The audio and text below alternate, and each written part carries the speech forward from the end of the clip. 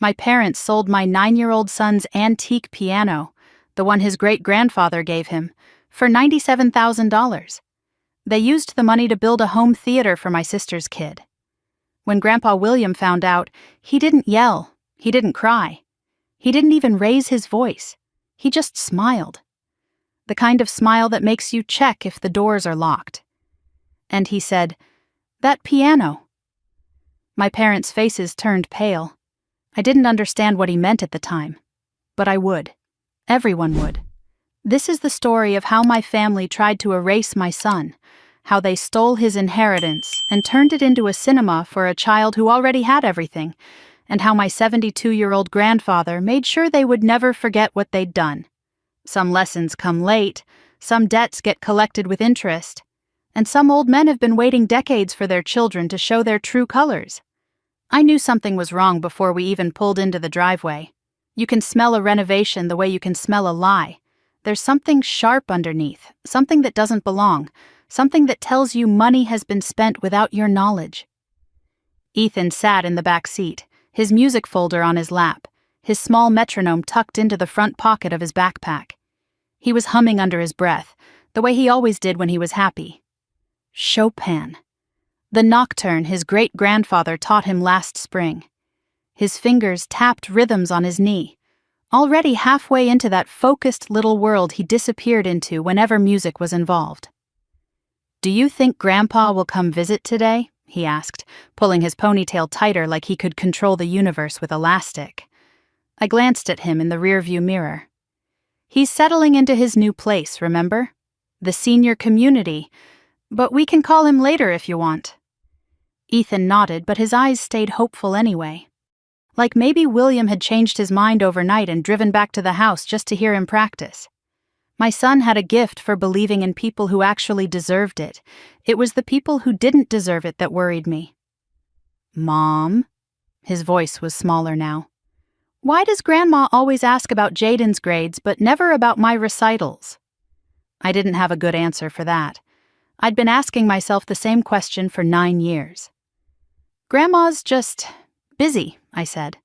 The lie tasted like dust. Ethan didn't push. He never did.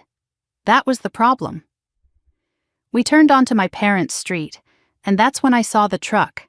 A big white contractor's vehicle with a construction company logo on the side, parked right in the driveway like it owned the place. Behind it, a stack of materials sat by the garage. Wood, insulation, something wrapped in plastic that looked expensive. I pulled to the curb and cut the engine. The smell hit me the moment I opened my door. Fresh paint, sawdust. That sharp chemical tang of new things being built on top of old secrets. Maybe they're fixing the music room.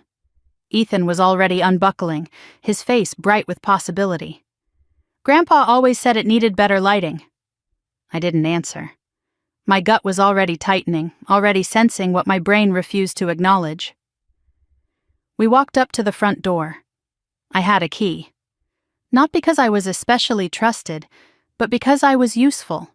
There's a difference. One gets you love. The other gets you access codes and errands. I'd learned to stop confusing the two around the time Ethan was born. The second I opened the door, I heard it. Power tools. Muffled but unmistakable. Coming from the back of the house from the direction of the formal living room. And beneath that sound, voices, laughter, the comfortable chatter of people spending money they hadn't earned. Ethan tiptoed inside like he was entering a museum. The entryway had been transformed. Tarps covered the hallway runner. Cardboard boxes lined the walls. Someone had taped off sections with blue painter's tape, which in my family was a polite way of saying, "Don't touch anything, peasant." "What's going on?" Ethan whispered. I shook my head and kept walking. We passed the family photos on the wall. I'd stopped counting years ago how few of them included Ethan. My sister Melissa's son Jaden dominated every surface. Soccer trophies, school portraits, vacation snapshots from beaches I'd never been invited to visit. And Ethan? One photo, from 3 Christmases ago, partially hidden behind a decorative plant. The noise grew louder as we approached the back of the house. I could see it now through the archway. where my parents' formal living room used to be, where Clara's piano had sat for as long as I could remember, was now a construction zone. Workers in paint-spattered clothes moved with purpose. One of them carried a speaker the size of a small refrigerator. Another adjusted something on the ceiling, some kind of mount. And against the far wall, where the antique Bösendorfer had rested for decades, I saw a massive screen being installed. Projection equipment, acoustic panels, leather seats stacked in the corner, still wrapped in plastic. A home theater, a full professional home theater, right where my son's piano used to live. Whoa! Ethan's eyes went wide. Is this for movie nights? There was so much hope in his voice that I actually hated everyone I was related to in that moment. I don't know, I said carefully. Let's find your piano first. I pulled him away from the construction, toward the hallway, toward the music room where the Bösendorfer was supposed to be. The room William had set up specifically for Ethan's practice. Climate-controlled, humidity monitored. A lock on the door because my grandfather wasn't born yesterday. The door was open, the humidifier was still running, the sheet music was still on the shelves. William's old reading chair still sat in the corner. But the corner where the piano lived, where Ethan's piano rested like it belonged to him, like it had been waiting his whole life for him to grow into it, was empty. Not moved, not covered. Empty. Just carpet indentations where the legs used to press down. Marks from decades of sitting in one sacred spot. A ghost of something that was supposed to be permanent. Ethan didn't scream. He didn't even inhale. He just froze. Then he walked to the corner slowly, like approaching a wound, like if he moved too fast he might make it worse. He touched the wall where the piano used to lean, looked behind the chair, under the shelf. Searching for something that logic told him couldn't be there, but hope demanded he look for anyway. Then he turned to me. Did Grandpa change his mind? His voice was small, careful, like he was afraid to disturb the air, like the question itself might get him in trouble, not angry. That would have been easier. Angry I could have worked with. But this quiet acceptance, this assumption that he'd done something wrong, that he'd somehow earned being forgotten, this broke me. No, I said, and my throat was so tight the word barely escaped. Grandpa did not change his mind. Ethan nodded once, too hard, like he was forcing the moment to behave. His fingers drifted to the edge of the music stand, reaching for keys that weren't there. When he felt nothing, he pulled his hand back fast like he'd touched a hot stove. His eyes got glossy, but nothing fell. 9 years old, and he'd already learned to hold it in. I noticed something else missing then. The framed photograph that always sat on the piano. William and Clara on their wedding day, standing beside the Bösendorfer, young and hopeful and completely unaware of what their family would become. That was gone too. I knelt beside Ethan, gripped his shoulders, made him look at me. Grandpa did not change his mind, I repeated. Do you understand me? He loves you. He would never take the piano back. Then where is it? I didn't have an answer, not yet. But I could feel where this was heading, and every instinct I had was screaming that my son was standing in the middle of something ugly that I should have seen coming. Stay here, I told him. I'm going to find out what happened. I left him in the empty music room because I needed him not to see my face when I found out the truth. I could feel the anger building, but it wasn't hot. It was cold. The kind of cold that burned slow and didn't stop. I walked toward the kitchen. I'd spent 31 years being the good daughter, the one who didn't make waves, the one who let Melissa shine and Patricia control and Richard dismiss. I'd swallowed so much for the sake of family peace that I'd forgotten what my own voice sounded like. But my son was in that room right now, blaming himself for something he didn't do, teaching himself for the 100th time that he wasn't important enough to protect. That ended today. I reached the kitchen doorway and stopped. My mother sat at the table, phone in one hand, coffee mug in the other. Her hair was pulled back, her makeup perfect, her expression the carefully constructed mask of a woman who believed she was always right. My father scrolled through something on his tablet, calm as a man who'd never been told no in his life. And Melissa, my sister, perched on a stool by the counter, sipping something green and expensive, her designer bag hanging off her shoulder like a badge of honor. None of them looked up when I entered. I stepped into the kitchen. "Where is Ethan's piano?" My mother's cup froze halfway to her lips. My father's finger paused mid-scroll. "And Melissa?" she smiled. That smile told me everything I needed to know, and nothing I wanted to hear. The kitchen went silent. Not the comfortable kind of silence between people who understand each other, the sharp kind. The kind that happens when someone asks a question nobody wants to answer. My mother set down her coffee cup with a careful clink. Her smile was back, but it didn't reach her eyes. It never did when she was about to lie. "Good morning to you too, Amanda." I didn't move, didn't smile back, didn't give her the satisfaction of pretending this was a normal Saturday. I said, "Where is Ethan's piano?" My father sighed. The sound of a man who believed the world should rearrange itself around his comfort. He set down his tablet and looked at me the way he'd looked at me my entire life, like I was a minor inconvenience between him and something more important. "What's the problem now?" The problem. Like my son's missing inheritance was a scheduling conflict. Like $97,000 of family history had simply been misplaced. "The piano," I repeated. "The Bosendorfer, Great-Grandma Clara's piano, the one Grandpa William gave to Ethan. Where is it?" Melissa snorted without looking up from her phone. "Oh, please." My mother took another sip of her coffee. Slow, deliberate, the gesture of a woman who controlled every room she entered. "Your father handled it." Handled it. That phrase had followed me through my entire childhood. Your father handled the college fund. Your father handled the inheritance split. Your father handled why Melissa got the new car and you got the used one. Handled was my family's favorite word for decisions made without my input or consent. Handled it how? My father finally looked up. His expression was calm, patient, the mask of a man who'd never been seriously challenged in his life. "We sold it."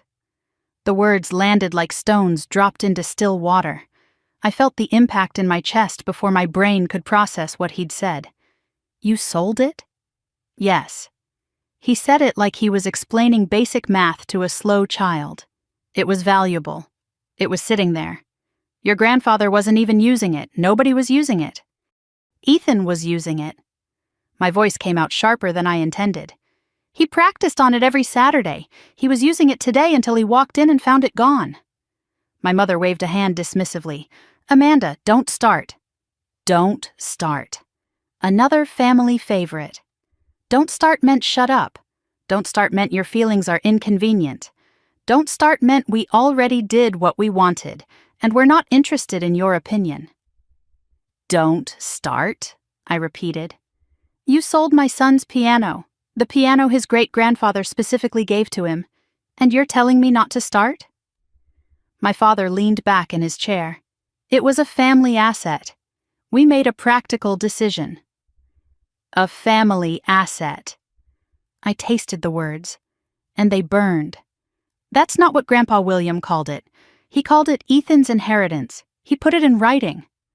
Something flickered across my mother's face. Just for a second. Something that looked almost like fear. "Your grandfather says a lot of things," she said smoothly. "He's getting older, sentimental. You know how he is." I knew exactly how he was. William Collins was the sharpest person in any room he entered. He'd been running his own business until 5 years ago. He played chess 3 times a week and won more often than not. The idea that he was some confused old man making promises he couldn't keep was absurd, and my mother knew it. But she was betting I wouldn't push. She was betting 31 years of conditioning would keep me quiet. She was wrong. "How much?" My father raised an eyebrow. "Excuse me." "How much did you sell it for?"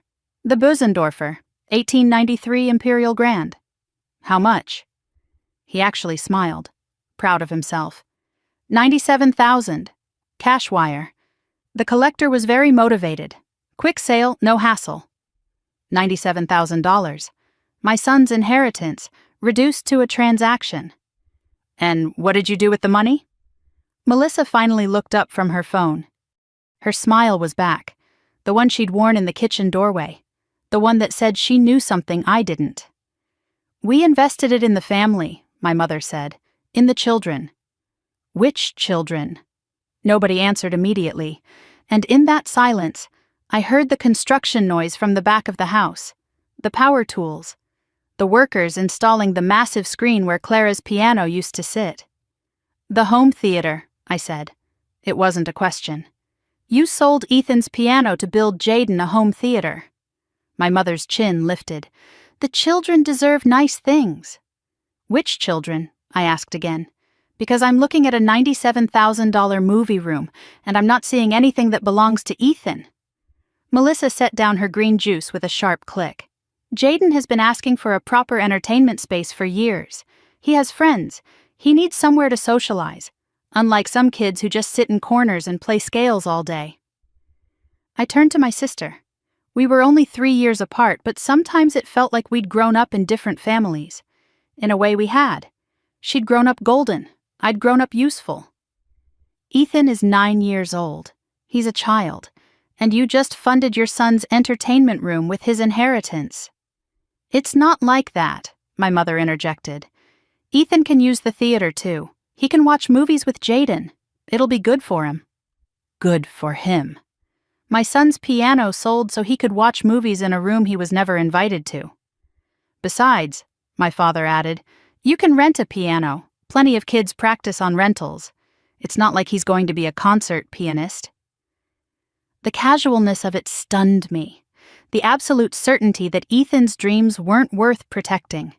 That his talent wasn't worth investing in. That everything that mattered to him could be replaced with something cheaper because he wasn't important enough for the real thing. Clara's piano was irreplaceable, I said quietly. It was in our family for over 100 years. Her grandmother bought it for her wedding.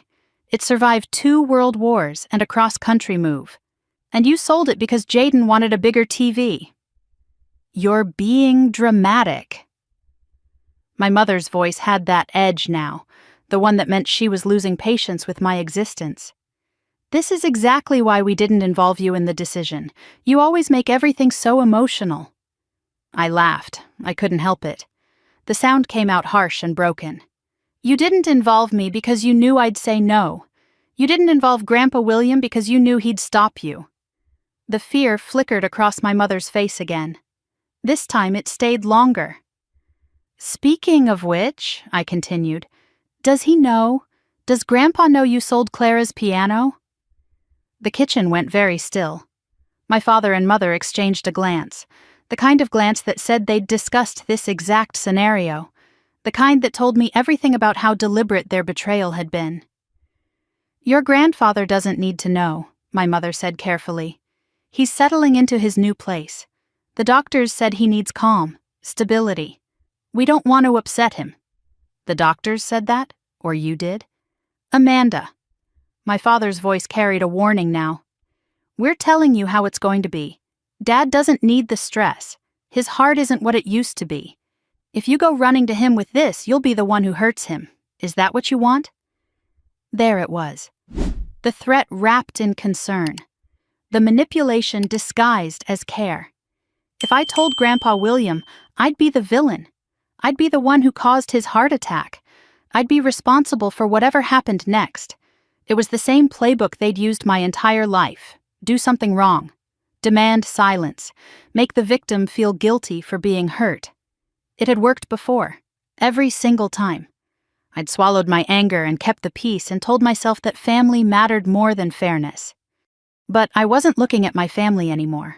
I was looking at the people who'd stolen from my son. I'm calling him, I said. My mother stood so fast her chair scraped against the floor. Absolutely not. You don't get to tell me what to do anymore. Amanda, think about what you're doing. She moved toward me, hands raised like she was trying to calm a wild animal. We're your parents. We did this for everyone, for the family.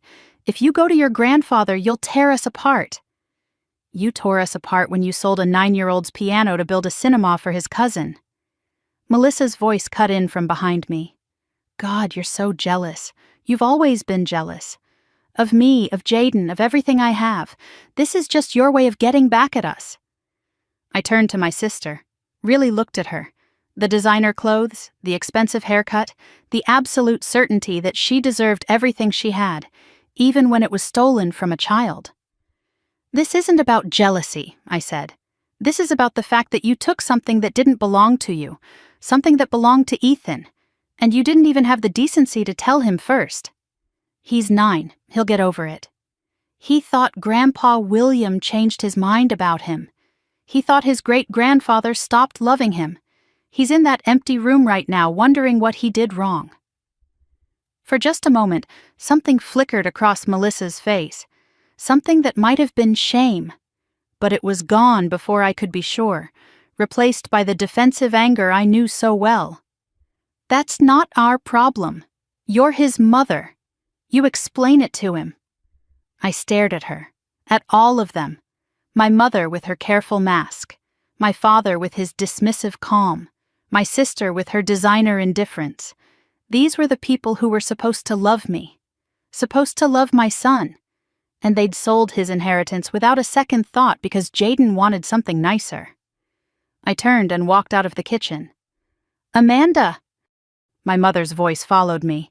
Amanda, don't you dare! I didn't stop. I walked down the hall, past the family photos that didn't include my son, past the construction noise that used to be silence, back to the music room where Ethan waited. He was still there, sitting on the floor now, his music folder open on his lap. Sheet music for the Chopin nocturne he'd been planning to practice. The piece his great-grandfather taught him, the piece he'd never play on Clara's piano again. He looked up when I entered. His eyes were dry, but I could see the effort it was taking. They sold it, didn't they? Not a question, a statement, like he'd already known and was just waiting for confirmation. How did you know? He shrugged, too small, too resigned for a 9-year-old. Aunt Melissa told Jaden last week. Jaden told me at school. He looked down at his sheet music. He said I wouldn't need it anymore anyway. My heart cracked clean in two. You knew for a week? You didn't tell me? Another shrug. I didn't want to make trouble. Didn't want to make trouble. 9 years old and already convinced that his pain was less important than everyone else's comfort. That speaking up would only make things worse. That the best thing he could do was be small and quiet and invisible. I knelt beside him and pulled him into my arms. He didn't resist, but he didn't melt into me either. He stayed stiff, controlled, protecting himself even from comfort. Jaden said something else, he mumbled into my shoulder. What? He said Grandpa probably wanted to get rid of it anyway. He said old people forget who they love. I held him tighter, felt the anger building in my chest, colder and harder than anything I'd felt before. That's not true, I said. Grandpa William loves you more than anything. He didn't forget. He didn't change his mind. He didn't know this was happening. Ethan pulled back and looked at me, his grandfather's eyes. Clara's eyes. Steady and old and far too wise for 9 years. Are you going to tell him? I thought about the threats, the manipulation, the guilt they'd tried to load onto my shoulders. I thought about my father's warning that I'd be the one to hurt William, that I'd be responsible for whatever happened next. And then I thought about my son, sitting in an empty room, blaming himself for someone else's cruelty. Learning one more time that he wasn't worth protecting. Yes, I said. I'm going to tell him everything. Ethan nodded slowly. Then, so quietly I almost missed it, he said, Good. We walked out of the music room together, past the construction, past the kitchen where I could hear my mother's voice rising in agitation, past the front door and into the sunlight. I buckled Ethan into the car, got behind the wheel, started the engine. As I pulled away from the house, I saw my mother appear in the doorway, Her face was pale. Her hands were shaking. Good. Tonight I would call Grandpa William. I would tell him everything. And whatever happened after that, whatever bridges burned and whatever relationships shattered, I would not let my son grow up believing he didn't matter. I glanced in the rearview mirror. Ethan stared out the window, watching the house disappear. Mom? Yes, baby? What if Grandma and Grandpa get really mad? I gripped the steering wheel and thought about every slight, every dismissal, every stolen moment. Then, they'll finally know how it feels. Ethan nodded slowly. And for the first time all day, something in his face relaxed. We drove toward home. Toward the phone call that would change everything. Toward the moment my family would learn that silence has a price. And they'd just run out of credit. The apartment felt smaller when we got home. Not physically, but in every other way that mattered. The walls seemed closer. The silence seemed louder. Even the light coming through the windows seemed tired. Ethan walked past his keyboard without looking at it. The $60 Yamaha I'd bought from a garage sale 2 years ago, the one he practiced on when we couldn't make it to my parents' house. It wasn't the same as Clara's Bosendorfer. It wasn't even close. But it was what I could afford after the divorce, and Ethan had never once complained. He went straight to his room and closed the door. Not a slam, just a click. That quiet click was worse than any tantrum. It was the sound of a child who'd learned that big emotions weren't welcome. I stood alone in the kitchen. The counter was covered with bills I'd been avoiding. The refrigerator hummed its familiar song. Everything was exactly as we'd left it this morning, and yet nothing was the same. I looked at the table where Ethan had left his music folder. It was open to the Chopin Nocturne, the piece he'd been planning to practice. In the margin, in Grandpa William's careful handwriting, was a note. For my Ethan, play this when you miss me. My throat tightened. I pressed my palm against my eyes and forced myself to breathe. 20 minutes passed, then 30. The apartment stayed silent. I walked to Ethan's door and knocked softly. Honey, can I come in? A pause. Then, okay. Not yes, just okay. Permission without enthusiasm. I opened the door. His room was small but tidy, organized with the precision of a child who'd learned that taking up too little space was safer than taking up too much. Posters of classical composers covered one wall. Chopin, Debussy, Beethoven. A gift from Grandpa William for his 7th birthday. Ethan sat on his bed, holding something in his hands. A photograph. I recognized it immediately. It was from his first recital 2 years ago. Ethan and William at the piano, their heads bent together, matching smiles on their faces. The only recital anyone had attended. Just Grandpa. Just him. Do you think he'll be mad at me? Ethan asked without looking up. Who? Grandpa? He nodded. For losing it. The piano. My heart splintered into pieces I wasn't sure I could ever put back together. You didn't lose anything. I sat beside him on the bed. It was taken. That's not the same thing. Ethan shrugged. That terrible small shrug again. It's gone either way, right? I wanted to scream. Not at him. At everyone who'd taught him that his pain didn't matter. At myself, for letting it happen. Ethan, look at me. He raised his eyes. William's eyes. Clara's eyes. The same quiet depth that saw everything and said very little. None of this is your fault. Do you understand? You didn't do anything wrong. He nodded, but I could tell he didn't believe me. Not really. 9 years of being overlooked had taught him something different. I remembered when it started. The moment I should have seen the pattern and didn't, or maybe I did see it and chose not to look. 2 years ago. Ethan's 7th birthday. I'd planned a party. Nothing fancy, just family. I'd ordered a cake shaped like a piano keyboard, bought decorations in his favorite colors, sent invitations to everyone, even though everyone was really just my parents, Melissa, Derek, and Jaden. The morning of the party, my mother called. We need to reschedule, she said. No greeting, no apology, just the announcement. Reschedule? Mom, the party is today. The cake is ready. Ethan's been counting down for weeks. Jaden has his championship soccer game this afternoon. You understand, right? This is important for his future. I stood in my kitchen, phone pressed to my ear, and felt the familiar tightening in my chest. The one that always came when my family asked me to make myself smaller.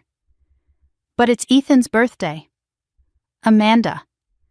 My mother's sigh was the sound of someone explaining something obvious to someone slow. Birthdays happen every year. Championships don't. Melissa already told everyone to come to the game instead.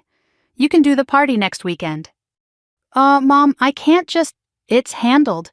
We'll see you at the field at 2. Ethan likes soccer, doesn't he? Ethan didn't like soccer. He'd never shown any interest in sports at all. But that didn't matter to my mother. What Ethan liked had never mattered to my mother. I hung up and stood there, trying to figure out how to tell my 7-year-old that his birthday had been canceled for his cousin's soccer game. I didn't have to tell him. He'd been standing in the hallway, listening. He wore his pajamas and his bedhead, and his eyes were too old for his face. "It's okay, Mom," he said. "We can do it later." He said it like he meant it, like he'd already learned that his things could be moved, his moments could be postponed, his joy could wait for more important people. The party never happened. Next weekend became next month, and next month became, we'll do something special for Christmas. And Christmas came and went without anyone mentioning the birthday that got erased. Ethan never asked about it again. He just stopped expecting. But someone remembered. That afternoon, while we were supposed to be at Jaden's soccer game, Grandpa William showed up at our apartment. He had a small cake in one hand and a wrapped present in the other. "I heard there was a birthday happening," he said, winking at Ethan. "Mind if I crash the party?" They spent the whole afternoon together, playing piano, eating cake, talking about music and composers and all the things Ethan loved that nobody else had time for. When William left that evening, Ethan hugged him so hard I thought he might break. The present that day was a book of Chopin nocturnes, the same book that was now sitting on my kitchen table with William's note in the margin. I looked at my son now, still holding that photograph, still blaming himself for something he didn't do. "Ethan, can I ask you something?" He nodded. "Why didn't you tell me? When Jaden told you about the piano, why didn't you come to me?" He was quiet for a long moment. When he spoke, his voice was barely above a whisper. "I didn't want to make you sad. You already had a lot of things to worry about, with the job and the bills and everything." 9 years old, protecting his mother from his own pain, swallowing his grief so I wouldn't have to carry it. "Ethan, you never have to protect me like that. Your feelings matter. Your sadness matters. You matter." He looked up at me. "Do I?" The question hit me like a physical blow. "Of course you do." "Then why doesn't anyone else think so?" I didn't have an answer. Or maybe I did, and it was too ugly to say out loud. Because our family was broken. Because they'd picked their favorites a long time ago, and Ethan wasn't on the list. Because I'd spent years trying to keep the peace instead of fighting for my son. I thought about his recital, 8 months ago, the winter concert at the community center. Ethan had been practicing for weeks, Chopin again. The nocturne William had taught him. He was so nervous and so proud and so desperate for someone to witness what he could do. I invited everyone, my parents, Melissa, Derek, Jaden. I called and texted and reminded them 3 times. "It would mean so much to him," I said. "Please." My mother said she'd try, but December was so busy. My father mentioned something about golf. Melissa promised to send Jaden's nanny to record it, then forgot. Nobody came. The community center had plastic chairs and fluorescent lights and a piano that was only slightly out of tune. Ethan sat backstage in his one nice shirt, the one we'd bought together at the thrift store. He'd combed his hair with water. He looked like a tiny gentleman waiting for his moment. Every time the door opened, his eyes jumped to it. Every time it wasn't them, his shoulders dropped a little more. 5 minutes before his turn, the door opened one last time. Grandpa William walked in using his cane, moving slowly but deliberately. He found a seat in the front row, waved at Ethan, and Ethan's whole face changed, like someone had turned on a light that had been off for a very long time. He played beautifully that night. Not perfect, but real. The notes filled the small room, and I watched my son perform for an audience of one. One person who actually wanted to be there. Afterward, William hugged him for a long time. He whispered something in Ethan's ear that I couldn't hear. Later in the car, I asked what Grandpa had said. Ethan smiled. He said the piano will always be mine, no matter what. I'd thought it was sweet, a grandfather reassuring his great-grandson. Now I realized it was a promise. And a warning. There was something else that night. As we walked to our cars, William put his hand on my arm. Amanda, I need you to promise me something. What is it? If they ever try to take what's his, you call me. Day or night, don't try to handle it yourself, call me. I'd laughed. They wouldn't do that, Grandpa. He didn't laugh. His eyes were serious in a way I'd rarely seen. Promise me, Amanda. I promised, without understanding, without believing I'd ever need to keep it. I should have known better. William always understood our family better than I did. He'd been watching them for 40 years. He knew what they were capable of. I looked at Ethan now, the photograph still in his hands, his small body curled inward, taking up as little space as possible. I don't want you to fight with Grandma and Grandpa, he said quietly. They get really mad when people fight with them. I heard what he was really saying. I don't want you to get hurt like I do. 9 years old and already protecting everyone but himself. Something shifted inside me, not a crack, a hardening. I'd spent 31 years being the peacekeeper, the one who smoothed things over. The one who sacrificed so others didn't have to be uncomfortable. I'd told myself it was maturity, wisdom, keeping the family together. But what had it cost? My son sitting on his bed, blaming himself for being robbed. My son learning that his voice didn't count. My son believing that taking up space was dangerous. Peace built on my child's silence wasn't peace. It was complicity. Ethan, I'm going to tell you something, and I need you to really hear it. He looked up at me. From now on, things are going to be different. I'm not going to let anyone treat you like you don't matter. Not Grandma, not Grandpa Richard, not Aunt Melissa, not anyone. Do you understand? What about keeping the peace? There is no peace worth keeping if it means watching you disappear. His eyes filled with tears. Finally, the tears he'd been holding back all day. Mom? Yes, baby? Do you think Grandpa William will be okay when you tell him? I pulled him close and held him while he cried. I think Grandpa William has been waiting for this. I think he knew, somehow, and I think he has a plan. That night, I waited until Ethan was asleep. I checked on him at 10, found him curled around his pillow, the photograph of him and William tucked under his hand.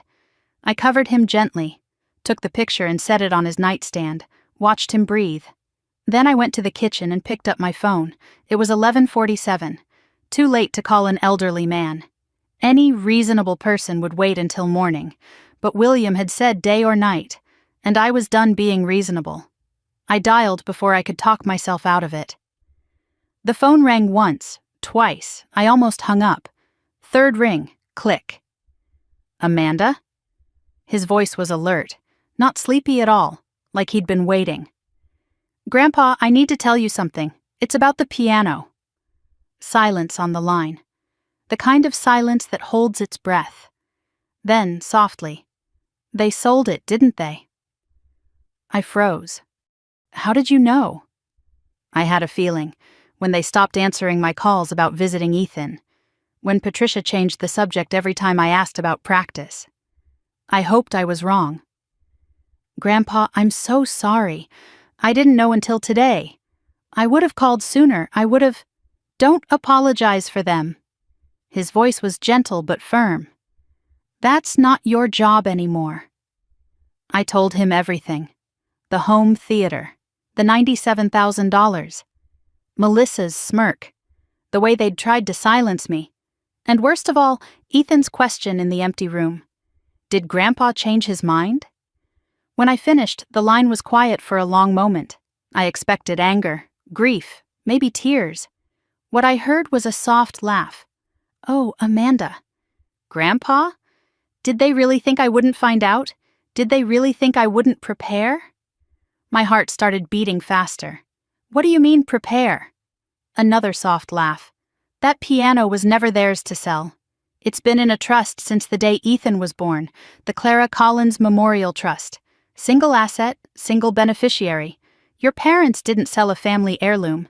They sold property that legally belongs to a minor.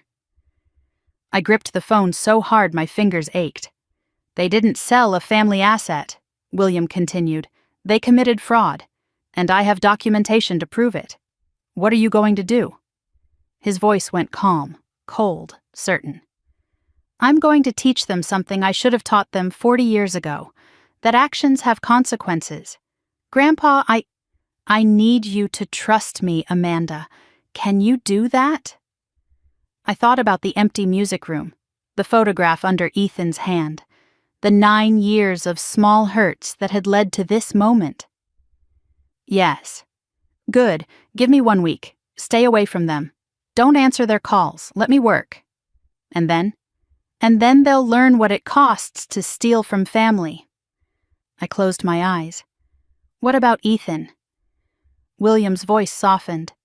Tell him his piano is coming home. Tell him his great-grandfather keeps his promises. And Amanda? Yes? Tell him Clara would have been so proud of him. I hung up and stood in the dark kitchen. 1 week. 1 week of waiting. 1 week of watching my family squirm without knowing why. And then, whatever came next would come. I walked back to Ethan's room and watched him sleep. Your piano is coming home, I whispered. Grandpa promised. In his sleep, Ethan smiled. It was the first real smile I'd seen from him all day. 7 days felt like 7 years. 7 days of waiting, wondering, checking my phone every hour for a message that never came. 7 days of pretending everything was normal while knowing nothing would ever be normal again. William had asked me to trust him. Give me 1 week, he'd said. And I'd agreed, because what choice did I have? Because he was the only person in my family who had ever kept a promise to my son. But trust is easier to give than to hold on to when the silence stretches long. Ethan went to school, did his homework, ate his vegetables, moved through the days like a small ghost, present but not quite there. He didn't touch his keyboard once, not a single note.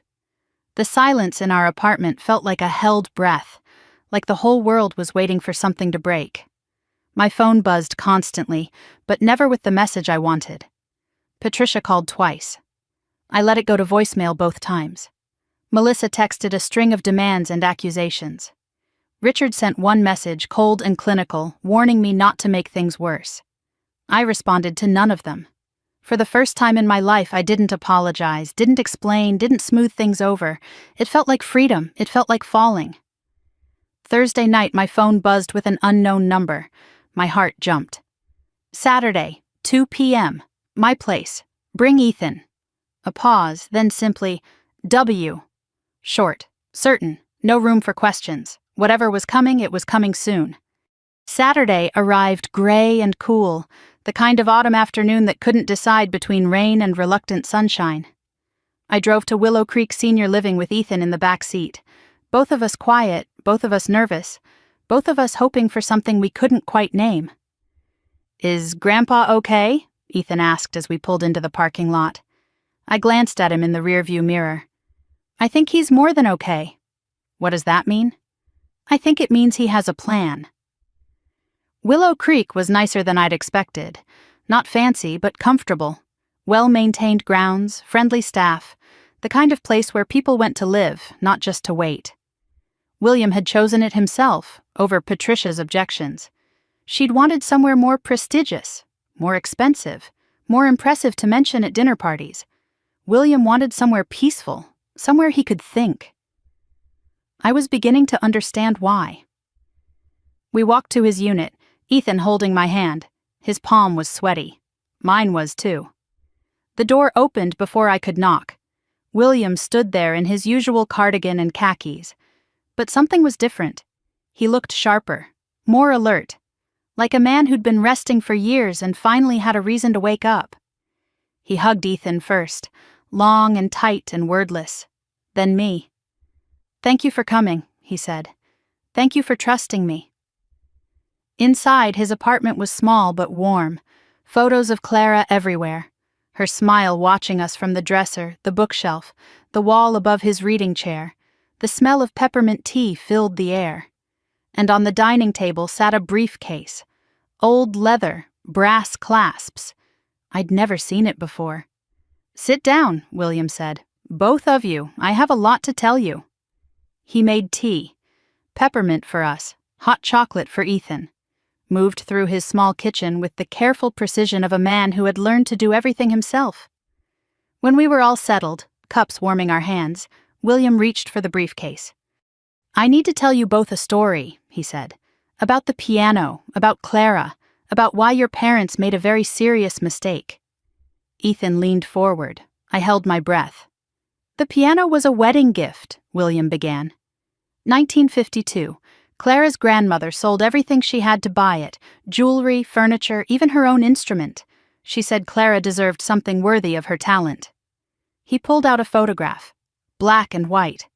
A young couple standing beside a grand piano. William and Clara on their wedding day, both of them young and hopeful and completely unaware of what the future would hold. Clara played that piano every night for 53 years. Through 4 houses and 2 states and everything life threw at us. When she got sick, when her hands couldn't manage the keys anymore, she made me promise. His voice caught. He took a breath. She made me promise the piano would go to someone who would love it. Not sell it, not store it, not see it as an asset to be liquidated. Someone who would hear it the way I heard her. "Did you know who that would be?" Ethan asked quietly. William smiled. "Not for years. Your father never showed interest. Patricia certainly didn't. She asked me to sell it more than once, said it was wasted space." He looked at Ethan. "Then you were born. And the first time you came to our house, 3 years old and barely able to reach the keys, you walked up to that piano and pressed one note. Just one. And you listened. Waited for it to fade completely before pressing another." Ethan's eyes were wide. Most children bang on the keys, make noise, but you listened. William's voice grew thick. "That's when I knew. Clara would have chosen you." He reached into the briefcase and withdrew a document. Official looking, legal language, stamps and signatures. "This is the Clara Collins Memorial Trust. I established it 7 years ago when Ethan was 2. Single asset, the Bosendorfer Imperial Grand Piano. Single beneficiary, Ethan James Collins." The words landed like stones in still water. "The piano was never a family asset," William continued. "It was never something your parents had any right to touch. It belongs to Ethan, legally, completely, irrevocably." I stared at the document, at the language I could barely understand but somehow felt in my bones. "They sold something that wasn't theirs," I said slowly. "Yes." "They sold property held in trust for a minor." "Yes." "That's not just wrong, that's illegal." William nodded. "Under state law, it's classified as conversion, selling trust property without authorization. In criminal terms, it could be charged as theft or fraud." Ethan spoke up, his voice small but steady. "Does this mean I can get it back?" William reached over and took his great-grandson's hand. "It means the piano was always yours. It still is. And no one, not your grandparents, not anyone, can change that." I felt something shift in my chest. Hope, maybe. Or the beginning of justice. "What about the buyer?" I asked. "The collector who paid $97,000? Andrew Chen has been in contact with him. He's a legitimate collector who believed he was making a legitimate purchase. When he learned the truth, he was furious." William smiled thinly. "Not at us. At your parents'. He's cooperating fully with recovery efforts. The piano is coming back? It's already secured. Andrew arranged pickup 3 days ago. It's in climate-controlled storage, waiting. Ethan made a sound. Not quite a laugh, not quite a sob. Relief escaping in a rush. But there's something else, William said. Something about the house. I looked up. The house? William reached into the briefcase again. Withdrew another document. Older than the first. Yellowed with age. A property deed. When Clara and I bought that house in 1978, we paid cash. Put it in both our names. When she died, ownership transferred solely to me. He met my eyes. I never gave it to your parents, Amanda. I let them live there. That's not the same thing. The words hung in the air. They've been living in your house, I said slowly, for 40 years, and they think they own it.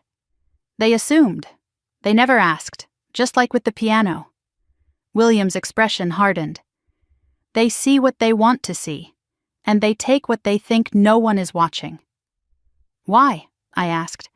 Why let them believe it was theirs for so long? Because I know my son, and I knew Patricia the moment I met her. If I'd given them the house, they would have mortgaged it within 5 years, sold it within 10, used it as leverage in ways Clara never would have wanted. He paused. Some things need to be protected from the people who think they own them. Ethan, who had been listening quietly, spoke up. So they're living in your house, and they sold my piano, and they used the money to build a movie theater. William looked at his great-grandson with something like pride. That's exactly right. What are you going to do? William leaned back in his chair. I've had 40 years to watch your father make choices. 40 years to hope he'd become the man Clara believed he could be. 40 years of disappointment. His voice was steady. But stealing from a child to build himself a cinema, that's where it ends. He outlined the plan in simple terms. Step 1, recover the piano. Already done. Step 2, notify Richard and Patricia of the trust violation and their legal liability. Happening Monday. Step 3, address the living situation. They built a $97,000 home theater in my house, William said, using money stolen from my great-grandson, without asking permission, without even considering that they might not have the right. What happens to them? I asked. They have 60 days to find somewhere else to live. The number landed like a verdict. 60 days. The same arbitrary timeline they'd given Ethan when they erased his piano from existence. And if they fight it? William's smile was thin. Andrew has a file that will bury them. Documentation going back 40 years. Every communication, every assumption, every lie. If they want to take this to court, they'll lose. And they'll lose publicly. I thought about my parents, their pride, their carefully constructed image, the way they'd spent decades presenting themselves as successful, generous, respectable people. All of it built on a foundation of borrowed everything. Ethan spoke again. Grandpa, why did they do it? William was quiet for a moment. When he answered, his voice was gentle. Because they've always put some people first and others last. Your mother was always last in their eyes, and because you're her son, they treated you the same way. That's not fair. No, it isn't. But that's the truth. Ethan absorbed this, his small hands clasped in his lap, processing something no 9-year-old should have to process. Then he nodded, once, firm. I don't want to be last anymore. William knelt down, his knees protesting, looked Ethan directly in the eye. You were never last to me, or to Clara, and from now on, you won't be last to anyone. He put a hand on Ethan's shoulder. I'm going to make sure of that. As we prepared to leave, William handed me a folder. Keep this safe, copies of everything. The trust document, the property deed, Andrew's contact information. If anything happens to me, you'll have what you need. Grandpa, you're scaring me. Are you okay? He smiled, warm this time. I'm 72, not fragile, But I've learned to prepare for everything. Your father taught me that, by never being prepared for anything himself. At the door, he gave us final instructions. Next Saturday, there's a party at the house.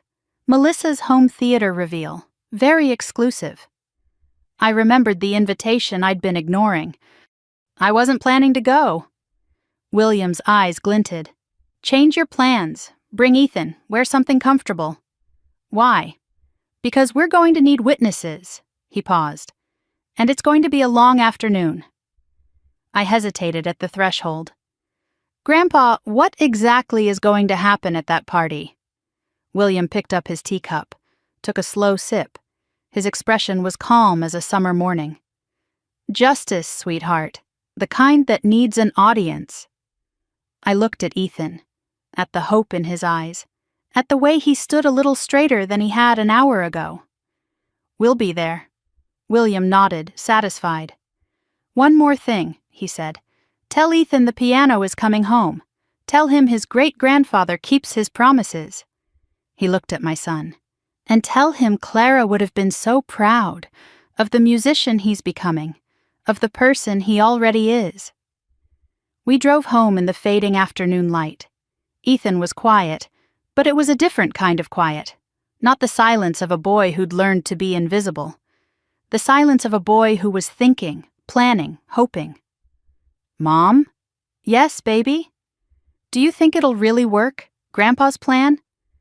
I thought about William, about his patience, his preparation, the 40 years he'd spent watching and waiting and documenting. I think Grandpa has been getting ready for this his whole life, I said. And I think your other grandparents have no idea what's coming. Ethan nodded slowly. Good. He turned to look out the window, watching the world pass by. Mom? Yes? When the piano comes back, can I play the nocturne first, the one Grandpa taught me? My eyes burned. You can play whatever you want, baby. It's your piano. It always was. He smiled. The first real smile I'd seen from him in weeks. 6 more days until the party. 6 more days until everything changed. I gripped the steering wheel and drove toward home. Toward whatever came next. The morning after William's call, I woke to unfamiliar silence. Not the silence of peace. The silence of anticipation. The kind that hums beneath your skin like a current waiting to spark.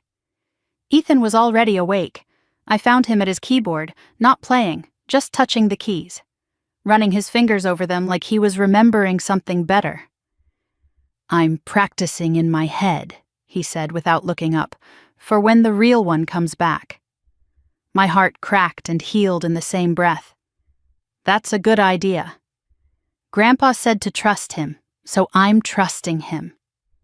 9 years old and already better at faith than I'd ever been. The week stretched ahead of us like a minefield. 6 days until whatever William had planned. 6 days of pretending I didn't know what was coming. He'd been clear on the phone. Act normal. Don't warn them. Surprise is the only advantage we have. I wasn't sure I could fake it. But for Ethan, I would try. My phone buzzed on the kitchen counter. A text from my mother. Amanda, we need to talk. Call me today. Not a request. A summons. The tone she used when she expected immediate obedience. I stared at the screen for a long moment. Then I typed back, busy today, maybe later this week. The read receipt appeared instantly. She was watching, waiting, testing. The game had already begun. Monday morning, my phone rang during my job interview prep. I'd been unemployed for 3 months, ever since the company I worked for downsized. Another thing my family knew and used against me. Another reason Ethan didn't need that expensive piano, according to them. I let the phone ring 4 times before answering. Finally. My mother's voice was sweet on the surface, steel underneath. I've been trying to reach you all weekend.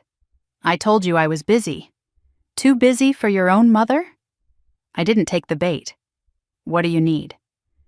I wanted to check on you. You left so abruptly on Saturday. You seemed upset about the renovations. The renovations, that's what she was calling it now. Not the theft. Not the betrayal. The renovations. I was surprised. I said carefully. That's all. Surprised about what? About the piano being gone. Ethan was looking forward to practicing. A pause. I could almost hear her calculating. Amanda, we've been over this. The piano was just sitting there. Ethan can practice at school, or you could rent one. We made a practical decision for the whole family. I bit my tongue so hard I tasted copper. I understand, I said. I didn't. Good. Her voice shifted, becoming casual in a way that made my neck prickle. By the way, have you spoken to your grandfather lately? There it was, the real reason for the call. Not really, why? He's been odd, hasn't returned your father's calls. We're a little worried about him. Worried, right. Worried he might find out what they'd done. I'm sure he's just settling in, I said. He's 72, Mom. Maybe he's tired. Maybe. She didn't sound convinced. Well, if you do talk to him, let us know. We want to make sure he's all right. I promised nothing, she noticed. Amanda, you'll tell us if something's wrong? I'll talk to you later, Mom. I hung up before she could push harder. My hands were shaking, not from fear, from restraint. 31 years of telling my mother what she wanted to hear, and now I had to do it for 6 more days. I could do this. I had to. Tuesday brought Melissa. The texts started around noon, one after another piling up like accusations. Mom says you're being weird. What's your problem? You're not still upset about the piano thing, right? It's a piano, Amanda, get over it. Jaden is so excited about the theater. You should see his face. I read each one, responded to none. When texting failed, she called. I let it go to voicemail. Her message was exactly what I expected. Okay, so you're ignoring me. Very mature. Look, I need you at the reveal party Saturday. Mom wants family photos. Wear something nice for once. And bring Ethan. Jaden wants to show him the surround sound. Call me back. Jaden wants to show Ethan the surround sound bought with Ethan's inheritance. I saved the voicemail. Evidence of tone, if nothing else. That evening, another text arrived. This one from Derek, Melissa's husband. Hey, Amanda. Sorry about all this. For what it's worth, I told them it was a bad idea. I stared at the message. Derek had never texted me directly before. In 15 years of marriage to my sister, he'd barely spoken to me at family gatherings. He existed in Melissa's shadow, agreeing with whatever she said, funding whatever she wanted. Why was he reaching out now? Was he trying to distance himself? Did he sense something coming? I didn't respond to him either, but I filed it away. A crack in the facade, maybe. Or a trap. Wednesday, my father called. This was unusual. Richard never called directly. Patricia usually handled what they called Amanda management. The fact that he was reaching out himself meant they were escalating. Your mother's concerned, he said without greeting. She thinks you're planning something. I almost laughed. Planning what? I don't know, but you've been quiet. That's not like you. Not like me to be quiet. Not like me to stop apologizing. Not like me to refuse the role they'd assigned me. I've just been busy, Dad, job hunting. Right. He didn't believe me. You haven't told your grandfather about the piano, have you? Why does everyone keep asking me that? Because he doesn't need that kind of stress. His heart isn't what it used to be. The doctors... Which doctors? Have you talked to his doctors? A pause. Amanda, don't take that tone with me. I forced my voice flat. I haven't told him anything. Technically true. He already knew. Richard exhaled. Good. Keep it that way.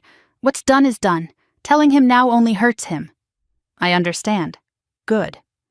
His voice warmed slightly, the reward for compliance. Look, I know you think we favor Melissa, but we're doing what's best for everyone. The theater will be great for family gatherings. You'll use it too. Ethan can watch movies with Jaden. It'll be good for him. Good for him. My son's inheritance turned into movie nights for his cousin. I'm sure it will be wonderful, I managed. See you Saturday. Wear something nice. The same instruction as Melissa. Coordinated messaging. They'd talked about how to handle me. I hung up and stared at the wall. 3 more days. 3 more days of swallowing glass. That night, I called Grandpa William. "They're getting nervous," I told him, "asking if I've talked to you." His chuckle was soft. "Good, let them sweat." "Is everything ready?" "Andrew filed the paperwork today. We're right on schedule." "What paperwork?" A pause. "You'll see Saturday. Trust the process, sweetheart." I did trust him, but the waiting was torture. Thursday after school, Ethan came home quieter than usual. I asked about his day. He shrugged. "Fine." Then he looked at me with those old eyes of his. "Mom, why do you look so tired?" I hadn't realized it showed. "You keep checking your phone," he continued, "and you don't sleep. I hear you walking around at night." I knelt to his level. "I'm just thinking about things." "About Saturday?" "Yes." "About what Grandpa's going to do?" I hesitated. How much should a 9-year-old know about family warfare? "It's okay, Mom." Ethan's voice was steady. "I know something's happening. Grandpa said the piano's coming back, and that things will be different. I don't know what that means exactly, but I trust him." He paused. "Don't you?" I pulled him into a hug. "I do. I really do." We stayed like that for a long moment. Then Ethan pulled back. "Mom, can I ask you something?" "Anything." "After Saturday, can we not go to Grandma's house anymore? I don't like how I feel there, small, like I'm in the way." My heart shattered for the 100th time that week. "You will never have to feel that way again," I promised. "Never." He nodded, then added, almost as an afterthought, "Jaden told everyone at school his family is rich now. He said his grandparents bought him a movie theater." I felt the anger rise in my chest. "I didn't say anything," Ethan continued, "but that's not true, right?"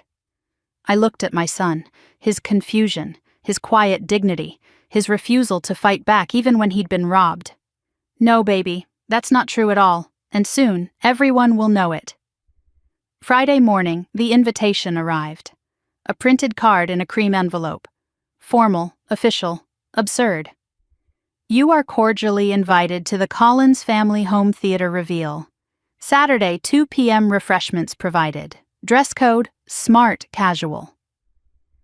I read it 3 times. The audacity of formalizing their theft was almost impressive.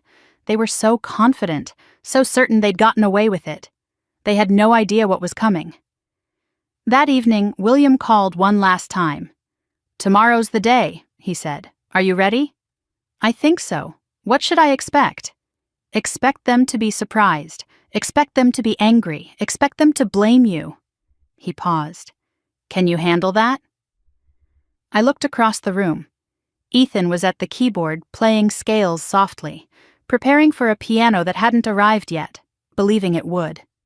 "Yes," I told William. "I can handle anything for him." "That's my girl." Pride in his voice, real pride, the kind I'd been waiting my whole life to hear from my parents. "Andrew will meet us there at 2:15, he continued. "Let them have their moment first. Let them feel proud. Then we'll remind them what pride costs." "Is this really going to work?" His voice was steel wrapped in velvet. "Sweetheart, I've been planning this since the day they looked at my great-grandson like he didn't matter. They just didn't know they were being watched." Before he hung up, he added one more thing. "The piano, it's been recovered. Andrew picked it up yesterday. It's in secure storage, waiting." My breath caught. "Where?" "Patience. Ethan will see it soon enough. But first we have a theater to unveil." The irony in his voice was unmistakable. That night, I checked on Ethan at 10. He'd fallen asleep with sheet music on his chest. The Chopin Nocturne, Grandpa's note still in the margin. I covered him gently and took the pages, set them on his nightstand next to the photograph of him and William at the recital. Then I sat alone in the dark living room. Tomorrow would change everything. My relationship with my parents, already fractured, would shatter completely. Melissa would never forgive me. The family I'd known would cease to exist. I thought about what I'd be losing. Sunday dinners I'd never enjoyed. Holiday gatherings where Ethan was invisible. phone calls that always left me feeling smaller. Then I thought about what I'd be gaining. A son who knew he was worth fighting for. A grandfather who kept his promises. A future where silence didn't mean surrender. Was it worth it? I thought about the birthday party that never happened. The recital no one attended. The piano sold without a word. The home theater built on my child's stolen future. Yes, it was worth it. Not for revenge, not for satisfaction, for Ethan. For the boy who learned to be small. Tomorrow he would learn something different. My phone buzzed one last time. A text from an unknown number. Ms. Collins, this is Andrew Chen. Confirmed for tomorrow. See you at 2:15. I typed back, "Thank you, we'll be there." Then I set the phone down and watched the city lights through my window. Tomorrow. 6 days of waiting. And now it was almost here. Saturday morning, I woke at 6. My first thought was, today. My second thought was, no turning back. I showered, dressed, made breakfast. Went through the motions of a normal morning while my pulse hammered in my ears. Ethan appeared in the kitchen already dressed. His good shirt, pants without holes, hair combed with water. "I'm ready," he said. I looked at him. So small, so determined. Me too. We got in the car at 1:30, plenty of time to arrive exactly on schedule. Ethan was quiet as we drove, but not anxious. He trusted his grandfather, he trusted his mother. I merged onto the highway toward my parents' house, toward the party, toward whatever came next. "Mom?" Ethan's voice from the back seat. "Yes? What if Grandma and Grandpa get really mad?" I gripped the steering wheel and thought about every slight, every dismissal, every stolen moment. Then they'll finally know how it feels. Ethan was quiet for a moment. Then, in the rearview mirror, I saw him smile. Not a happy smile, a ready one. We drove toward the reckoning. Cars lined the street like they were gathering for something important. And to my family, this was important. A celebration of what they'd built, a monument to their success. They had no idea it was also the stage for their downfall. I pulled to the curb and cut the engine. Through the windshield, I counted at least 15 vehicles. My mother had invited half the neighborhood. This wasn't just a family gathering. It was a performance. A chance to show off what the Collins family could afford. "There are a lot of cars," Ethan said quietly. "Grandma likes an audience." The house looked different than last week. Fresh landscaping near the entrance, new potted plants flanking the door. Someone had power washed the driveway. They'd dressed up the exterior like they were staging a home for sale, or hiding something rotten underneath. "Mom?" Ethan hadn't moved to unbuckle. "I don't want to go in." I understood. This was the place where his piano used to live. Now it was a showcase for everything that had been taken from him. "I know, baby, but Grandpa will be here soon. We just have to wait a little longer." He nodded slowly. Then unbuckled his seatbelt with the resignation of someone walking into battle. I checked my phone. 2:03. Andrew Chen would arrive at 2:15, William shortly after. 12 minutes of performance. I could do this. We walked toward the front door. As we got closer, I could hear it. Bass thumping through the walls. They were already showing off the sound system. Ethan squeezed my hand. "I can hear the speakers from here," he said. "Not for long." My mother opened the door before I could knock. She'd been watching from the window. Of course she had. Patricia Collins never missed an entrance. "There you are!" Her smile was wide, her hug stiff, all for show. The neighbors across the street were probably watching. I was starting to worry you wouldn't come. "We wouldn't miss it," I said. The lie tasted like ash. She ushered us inside, and the noise hit me immediately. Chatter, laughter, glasses clinking, the smell of catered food and my mother's perfume, heavy and sweet and suffocating. The house was packed. Relatives I barely recognized mingled with neighbors I'd never spoken to. Aunt Carol stood near the fireplace with Uncle Martin. The Hendersons from next door examined a tray of appetizers. Richard's golf buddies clustered in the corner, bourbon in hand. Everyone dressed smart casual, exactly as instructed. My family was nothing if not coordinated. A banner hung across the archway leading to the back of the house. "Welcome to Collins Cinema," in gold letters on black fabric. They'd named it, like it was an achievement, like it was something to be proud of. "Amanda!" My father's voice cut through the crowd. He crossed the room with his politician's smile, arms open wide. "And Ethan, my favorite grandson!" Ethan flinched. They both knew it wasn't true. Richard put a hand on my shoulder, steering us toward the back of the house. "Come see what we've done. You won't believe it." I already believed it. I'd seen the construction. But I let him lead us anyway, playing the part of the impressed daughter. We passed through the archway, and I caught a glimpse of the wall where Clara's piano used to sit, where Ethan had practiced every Saturday for 2 years, where music used to live. Now it held a massive movie poster in a gilded frame, The Godfather, my father's favorite film, a story about family loyalty and betrayal. The irony was so thick I nearly choked on it. "Here we are," Richard announced, pushing open double doors with theatrical flourish. "Collins Cinema!" The room took my breath away, not in a good way. 4 rows of reclining leather seats in deep burgundy with gold accents. A screen that covered the entire far wall. Speakers mounted in every corner, wires hidden behind custom acoustic panels. A real popcorn machine sat in one corner, the kind you see in actual movie theaters. And the ceiling. Someone had installed fiber optic lights in patterns that mimicked stars. They twinkled softly overhead, turning the room into a private planetarium. This wasn't a home theater. It was a shrine to excess. I did the math in my head. The seats alone were probably $10,000. The projector, another 15. The sound system, the construction, the acoustic treatment, the custom lighting. $97,000, every cent of it stolen from my 9-year-old son. The guests oohed and awed around us. Comments floated through the air like confetti. "Richard, this is incredible. Patricia, you've really outdone yourself. Jaden must be thrilled," everyone praised. Everyone marveled. No one asked where the money came from. No one wondered what used to occupy this space. The piano had been erased completely, and no one even noticed. I looked down at Ethan. He stood frozen, staring at the wall. The exact wall where his piano had lived for decades, now covered in acoustic foam and movie memorabilia. His expression wasn't angry, wasn't sad, just hollow.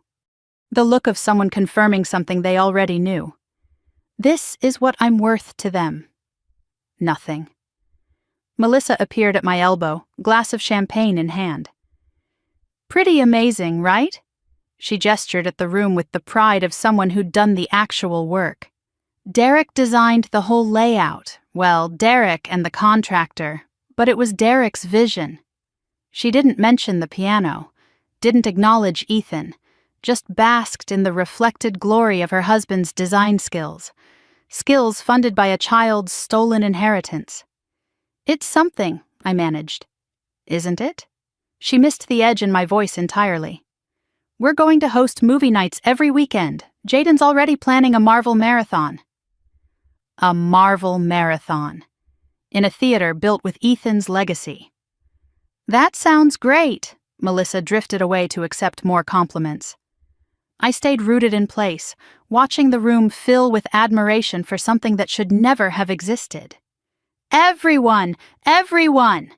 Patricia's voice cut through the chatter. She stood at the front of the room, hands raised like a conductor. "Before we start the first movie, Jaden has something special to show you." My nephew bounded to the front of the room. 11 years old, confident, completely at ease in the spotlight. The opposite of Ethan in every way. "Okay, watch this." Jaden held up a wireless remote like a trophy. "I programmed everything myself." He pressed a button. The overhead lights dimmed to a warm amber glow. Another button. The fiber optic stars began to twinkle in patterns. Another. The massive screen lit up with an animated logo. Collins Cinema, in sweeping letters, complete with dramatic music. Custom made, professional quality, probably another few $1,000s. The crowd applauded. Comments showered down on Jaden like rose petals. So impressive! What a talented young man. He'll be running Hollywood someday. Patricia beamed. Melissa wiped away a fake tear. Richard clapped his grandson on the shoulder, pride radiating from every pore. 3 generations of favoritism on full display. I looked for Ethan. He'd drifted to the corner of the room, as far from the spotlight as possible. No one greeted him. No one asked about his music. No one acknowledged he existed. He was invisible.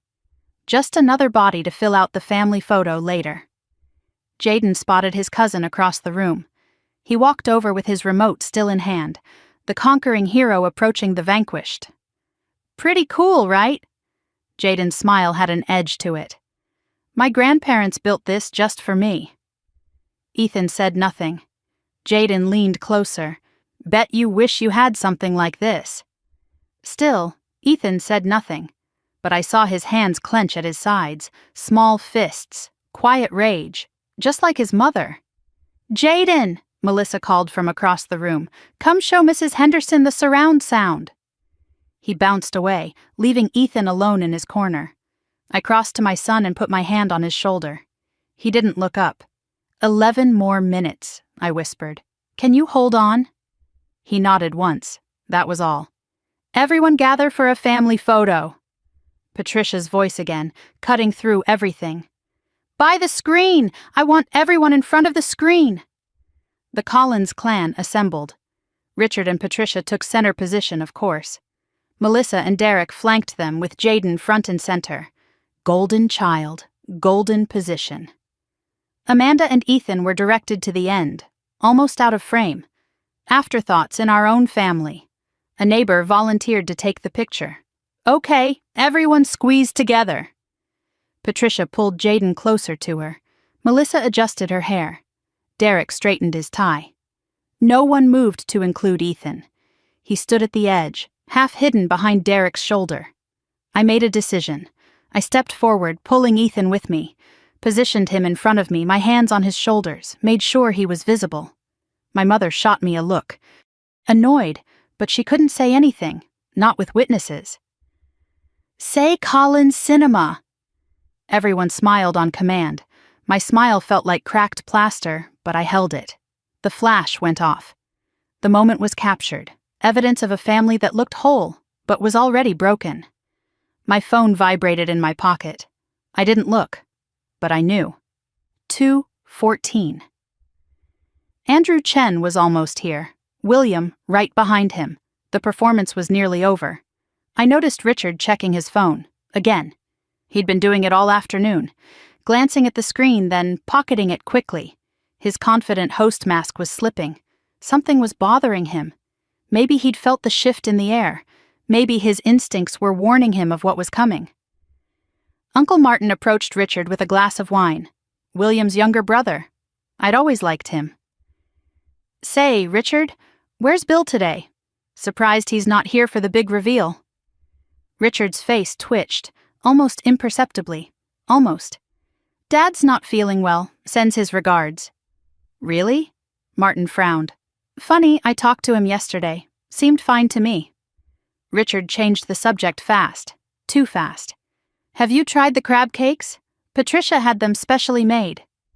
Martin let it go, but his eyes lingered on Richard for a moment longer. Suspicious. I filed it away. Richard had lied, smoothly, automatically, just like he'd lied about the piano being a family asset, just like he'd lied about everything. But today, the lies wouldn't hold. The doorbell rang. The sound cut through the chatter like a knife. Patricia looked up, annoyed. Who's that? Everyone's already here. My heart slammed against my ribs. I checked the time. 2:15 exactly, right on schedule. I'll get it, I said, already moving. Amanda, wait! But I was already at the door, my hand on the knob, my pulse thundering in my ears. I opened it. A man in his 40s stood on the porch, navy suit, conservative tie, leather briefcase. His expression was calm, professional, revealing nothing. Ms. Collins! His voice was steady. I'm Andrew Chen. Behind him, a car pulled into the driveway. The door opened, and Grandpa William stepped out. He moved slowly, using his cane, but his posture was straight. He wore his best suit, the charcoal gray one he'd worn to Clara's funeral. I understood the choice. Today was also about honoring what Clara loved, what they'd tried to steal. He walked up the path toward me. Andrew Chen stepped aside to let him pass. William reached me and took my hand, squeezed it once. You did well, sweetheart, he said quietly. Now let me do the rest. Ethan appeared behind me. He must have followed when he saw who was at the door.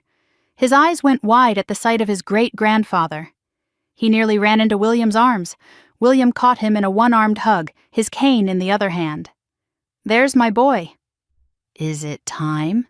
Ethan whispered. William nodded. It's time. The three of them stood together. Andrew Chen with his briefcase full of documents, William in his funeral suit, Ethan with hope in his eyes for the first time in weeks. They turned toward the house. I followed. The party noise continued for about 3 more seconds. Then someone looked toward the entryway. Then someone else. The chatter died. The laughter stopped. The room went still. Patricia stood near the theater doors, champagne glass frozen halfway to her lips. Her eyes moved from William to Andrew Chen to the briefcase. Something flickered across her face. Fear. Bill! Her voice was strained. What are you doing here? Richard said you weren't feeling well. William smiled. Not a warm smile, not a cold one either. Something in between, something patient. I'm feeling better than I have in years, Patricia. He walked into the room. Andrew Chen beside him, Ethan and I behind. Richard emerged from the theater, face already pale. Dad, what's going on? William looked at his son, looked at the banner, looked at the room full of witnesses. I thought I'd come see what you built, he said. It seems quite impressive. Dad, this isn't... You should have called first. And miss the celebration? William shook his head slowly.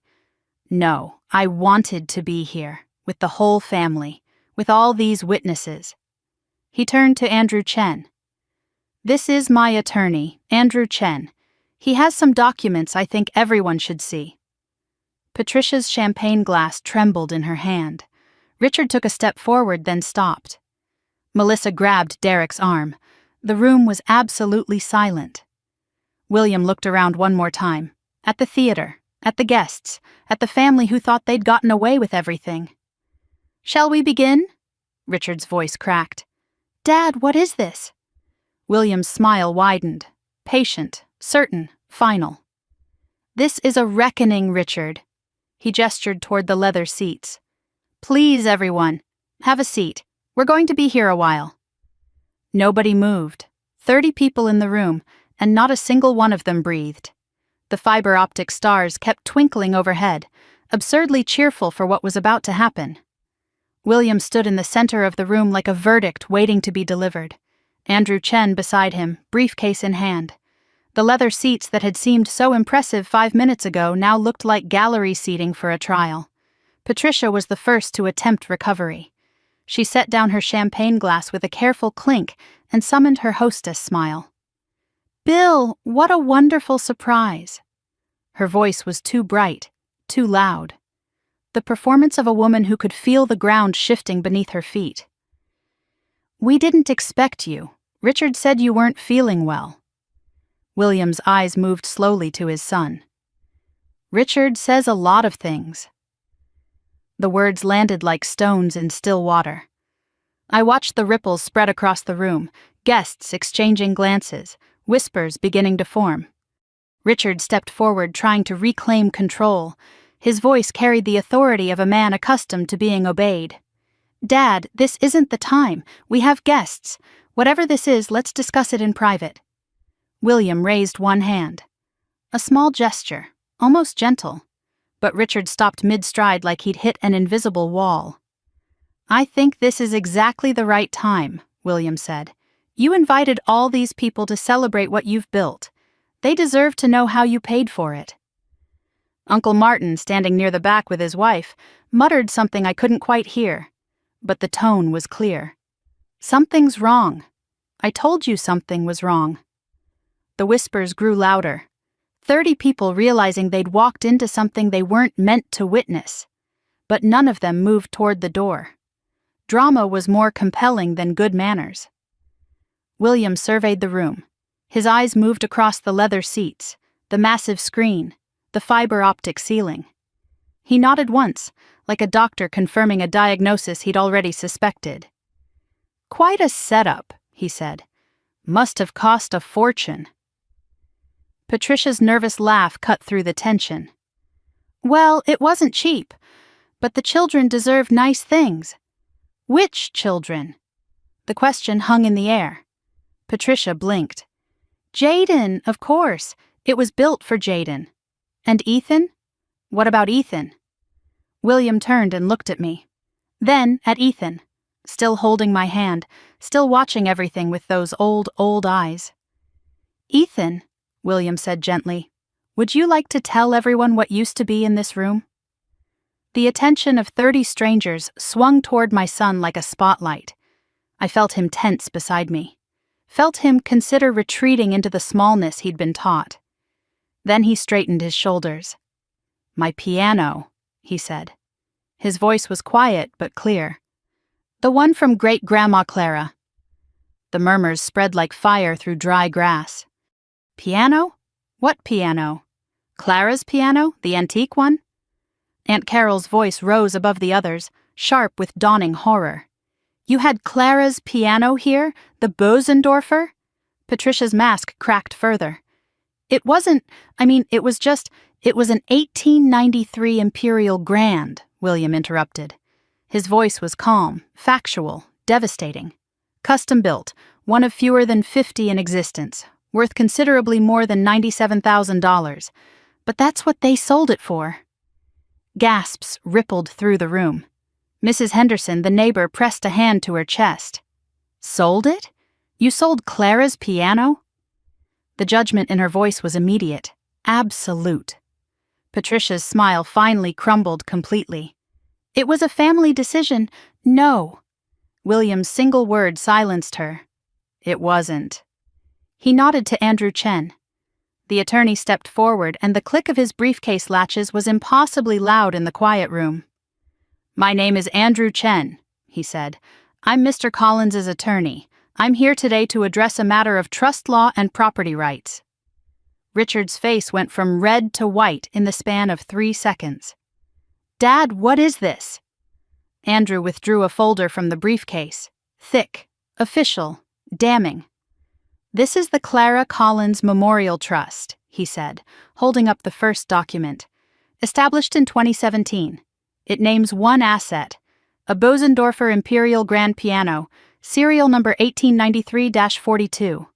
He paused, letting the words sink in. "And one beneficiary, Ethan James Collins, minor child." The room went absolutely still. "This piano," Andrew continued, "was never a family asset. It was and remains property held in trust for Ethan. It could not be legally sold, transferred, or disposed of by anyone other than the trustee." He looked directly at Richard and Patricia. "Which was not either of you." Patricia's voice climbed into a register I'd never heard before. "We didn't know about any trust. Bill never told us. Nobody showed us any paperwork." William's expression didn't change. "Ignorance isn't a defense, Patricia, especially when you never bothered to ask." Richard tried a different approach. His voice shifted from defensive to placating. "Dad, this is clearly a misunderstanding. Everyone thought the piano was just sitting there. We made a practical decision for the family." "You made a decision to steal from your grandson." William's voice hardened for the first time. "Let's not pretend otherwise." Melissa pushed forward, Jaden cowering behind her. "This is ridiculous. The piano was just collecting dust. We did something useful with the money." Andrew Chen turned to her with the patience of someone who had heard every excuse. Ma'am, selling trust property without authorization is a felony. Under state law, it's classified as conversion. In some jurisdictions, it's called theft. Melissa's mouth opened. Closed. Opened again. No sound came out. I watched the room transform. The guests who'd been praising the theater 5 minutes ago now looked at it with different eyes. The leather seats, the massive screen, the popcorn machine, the fiber optic stars, all of it purchased with a child's stolen inheritance. The admiration had curdled into something else entirely. Aunt Carol stepped forward, Clara's niece, a woman who had loved her aunt in ways Patricia never had. "You sold Clara's piano?" Her voice trembled with barely contained fury. "The piano she played every night until her hands couldn't anymore? The piano she wanted to stay in the family forever?" Patricia started to answer, but Carol wasn't finished. "You sold it to build a movie theater for an 11-year-old? The disgust in her voice was a physical thing. It filled the room. It landed on Patricia like a weight she couldn't escape. Uncle Martin added his voice to the chorus. That piano survived 2 world wars and a cross-country move. Clara used to say it was the only thing she'd save in a fire. He gestured at the theater around them. "And you sold it, for this." The neighbors exchanged looks. Mrs. Henderson leaned toward Mrs. Parkinson, and I caught the whisper. "I always thought something was off about them." "Remember when they redid the kitchen last year? Same energy. Always spending like they have more than they do." The Collins family reputation was unraveling in real time. 40 years of careful image management destroyed in 5 minutes. Richard's face had gone gray. He noticed the tide turning, noticed the judgment in every pair of eyes. "This is a misunderstanding." His voice was too loud, too desperate. "Dad, please, can we discuss this privately?" William shook his head slowly. "You wanted witnesses for your celebration, Richard. Now you have witnesses for the truth." He turned to Ethan, extended his hand. "Ethan, would you come here, please?" I released my son's hand. He walked to his great-grandfather on steady legs. Small, but not shrinking. Not anymore. William put a gentle hand on Ethan's shoulder and addressed the room. "This is my great-grandson. He's 9 years old. He's been playing piano since he was 4. He practiced on Clara's piano every Saturday for 2 years. William's voice caught slightly. "Until 6 weeks ago when it disappeared." He looked down at Ethan. "Did anyone tell you they were selling your piano?" Ethan's voice was clear. "No." "Did anyone ask your permission?" "No." "Did anyone explain what was happening?" "No." Ethan paused. "I just came to practice and it was gone.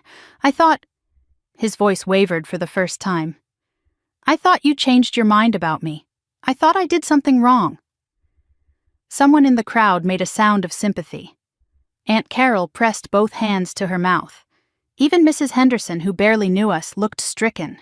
A 9-year-old boy thought his great-grandfather had stopped loving him because his grandparents couldn't be bothered to lie better. Melissa tried once more. "We were going to tell him." "When?" My voice cut through before I could stop it. Every head turned toward me. "When were you going to tell him, Melissa? After Jaden hosted his 10th movie marathon? After Ethan gave up on music entirely?"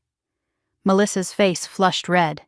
She grabbed Jaden's arm and pulled him back, but there was nowhere to hide. Andrew Chen stepped forward again, drawing attention back to the legal matter at hand. "To summarize the situation," he said, his tone as calm as a news anchor reporting a hurricane. "Richard and Patricia Collins sold property held in trust for a minor. They did so without legal authority and without disclosure. The proceeds, $97,000, were used for personal renovation of a property they do not own." Wait. I felt the words land differently than everyone else. "Do not own." Richard's head snapped up. Patricia went very still. Andrew continued as if he hadn't just dropped a bomb. "The purchaser of the piano has been notified that he acquired stolen property. He's cooperating with recovery efforts. The instrument has been located and secured." Ethan's head snapped up. My heart leaped. It will be returned to its rightful owner within the week. Ethan's breath caught. Not a sob, just relief, escaping in a rush. Richard found his voice. You can't do this. That money is gone. It's in the walls. We can't just give it back. He gestured wildly at the theater around them, as if the leather seats might support his case. Andrew remained unmoved. That's between you and the buyer, Mr. Collins. He's already retained his own attorney. I suspect you'll be hearing from them soon. Patricia sank onto one of the leather seats, the seats paid for with Ethan's inheritance. Her face had gone the color of ash. Bill, please. Her voice was barely a whisper. We're family. You can't do this to family. William looked at her for a long moment. I couldn't read his expression. It wasn't angry. It wasn't sad. It was something older, something that had been waiting decades to be released. You did this to family, Patricia. I'm simply making it visible. Derek, who had been silent through all of this, took a step away from his wife, a physical distance that spoke louder than any words. He caught my eye and shook his head slightly. I told them, his expression said. For what it's worth, I told them this was a bad idea. I remembered his text message from earlier in the week. He'd seen this coming, and now he was already choosing sides. Patricia looked around the room, at the neighbors backing toward the door, at the relatives who wouldn't meet her eyes, at her own husband, frozen in place, useless as always. Haven't you made your point? Her voice cracked. Can we stop this now, please? Richard rallied one last time. Yes, Dad. Message received. We made a mistake. We'll fix it. Now, can we please ask everyone to leave so we can discuss this as a family? His voice broke on the word family, like he'd just remembered what it was supposed to mean. William was quiet for a moment. He looked at his son, at his daughter-in-law, at the theater they'd built on a foundation of theft. Then he spoke. There's one more thing we need to discuss, before anyone leaves. The guests who had been edging toward the door stopped moving. Even I felt my breath catch, though I knew what was coming. The piano wasn't the only thing you assumed was yours. William's eyes swept the room, the walls, the ceiling, the floor beneath their feet. We should talk about this house. Richard's face went from gray to white to something that looked almost green. What about the house? William smiled, thin, patient, terrible. The house you've been living in for 40 years, the house you renovated without permission, the house that has never... He paused, letting the word hang, not once, in 4 decades belonged to you. The silence that followed was absolute. Patricia stood slowly, unsteady on her feet. What are you talking about? This is our house. We raised our children here. You gave it to us when we got married. William shook his head. I let you live here. That's not the same as giving it to you. Did you ever see a deed with your name on it, Patricia?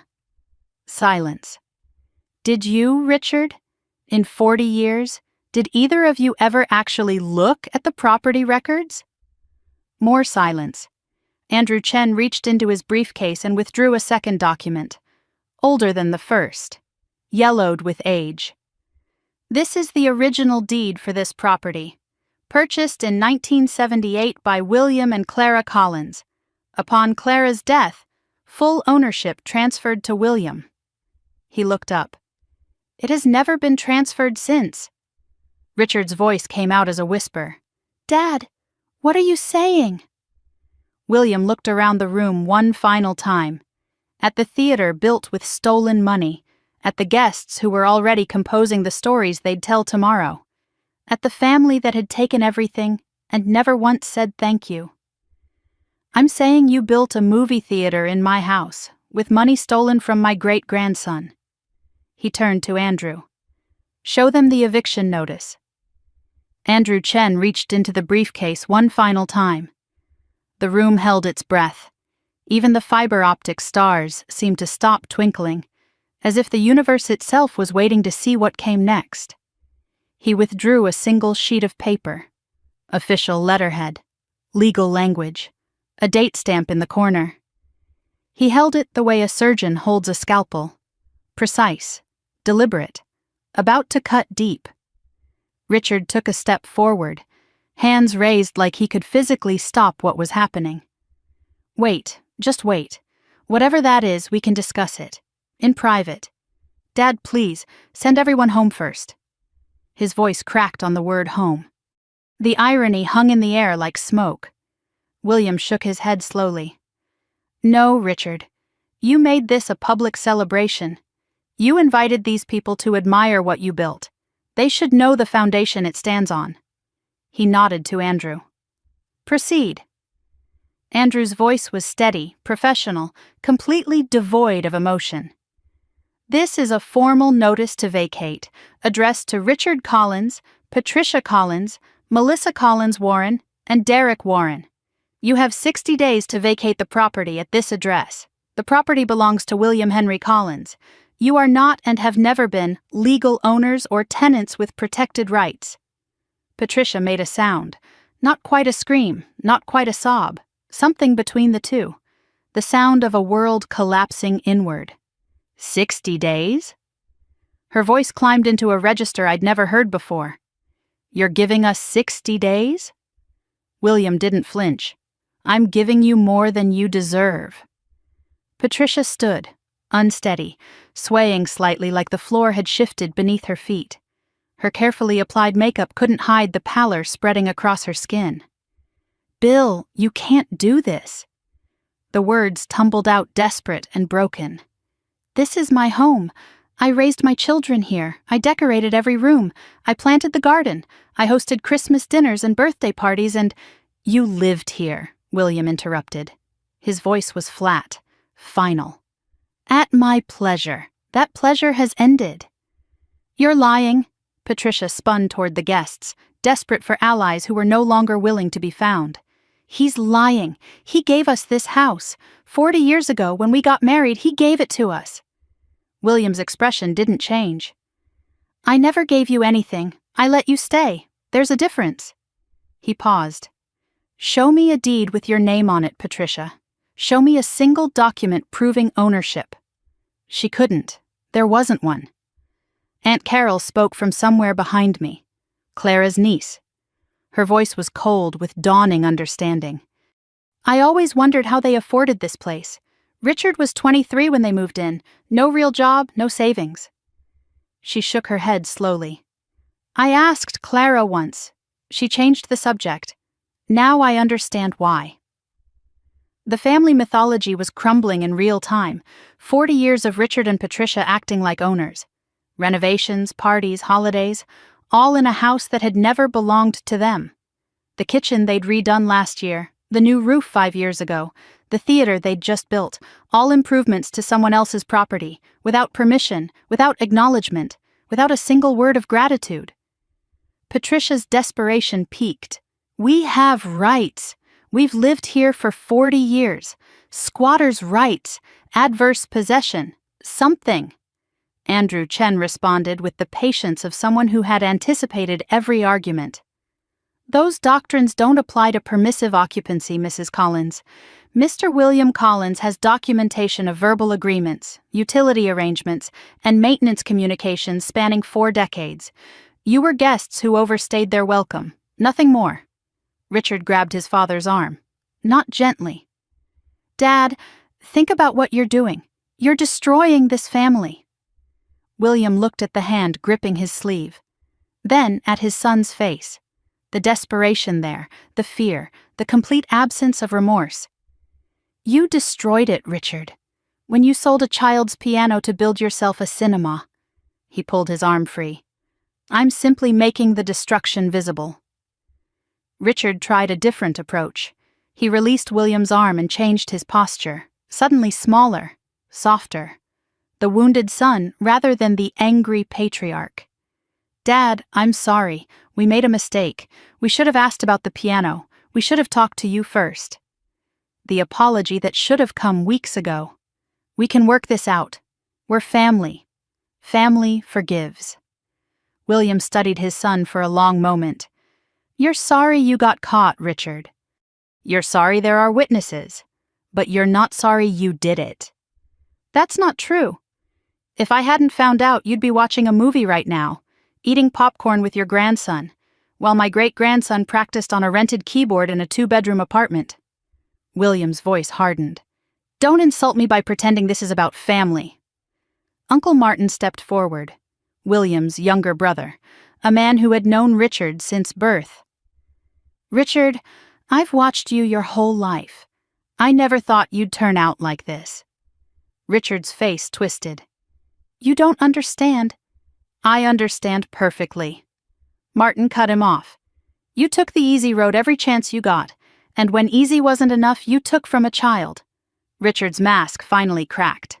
The pleading son vanished, replaced by something uglier, something that had been hiding beneath the surface all along. "This is insane. It's just a piano. Ethan's a kid. He doesn't need a $97,000 instrument. He's not going to be a concert pianist. He's just—" He stopped himself, but not fast enough. "He's just what?" I heard myself ask. My voice sounded strange, distant, like it belonged to someone else. Richard couldn't finish, because finishing meant saying what he really thought, that Ethan didn't matter, that Ethan had never mattered, that some children were worth $97,000 and some weren't.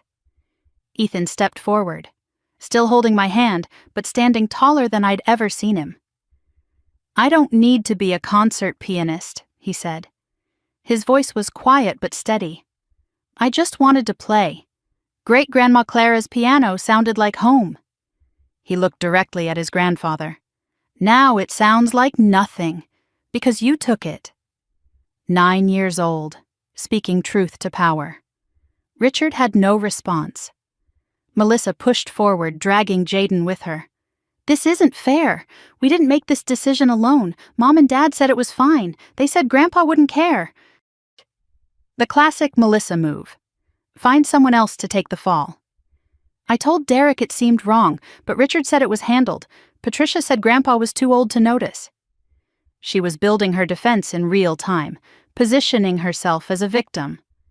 "We trusted them." Derek spoke for the first time. His voice was tired, done. "Melissa, stop." "What?" "You knew exactly what you were doing." He stepped away from his wife. Physical distance that spoke volumes. "You picked out the speakers yourself. You chose the popcorn machine. You spent 3 hours debating the color of the seats." "Derek!" Melissa's voice was sharp with betrayal. "You're supposed to support me."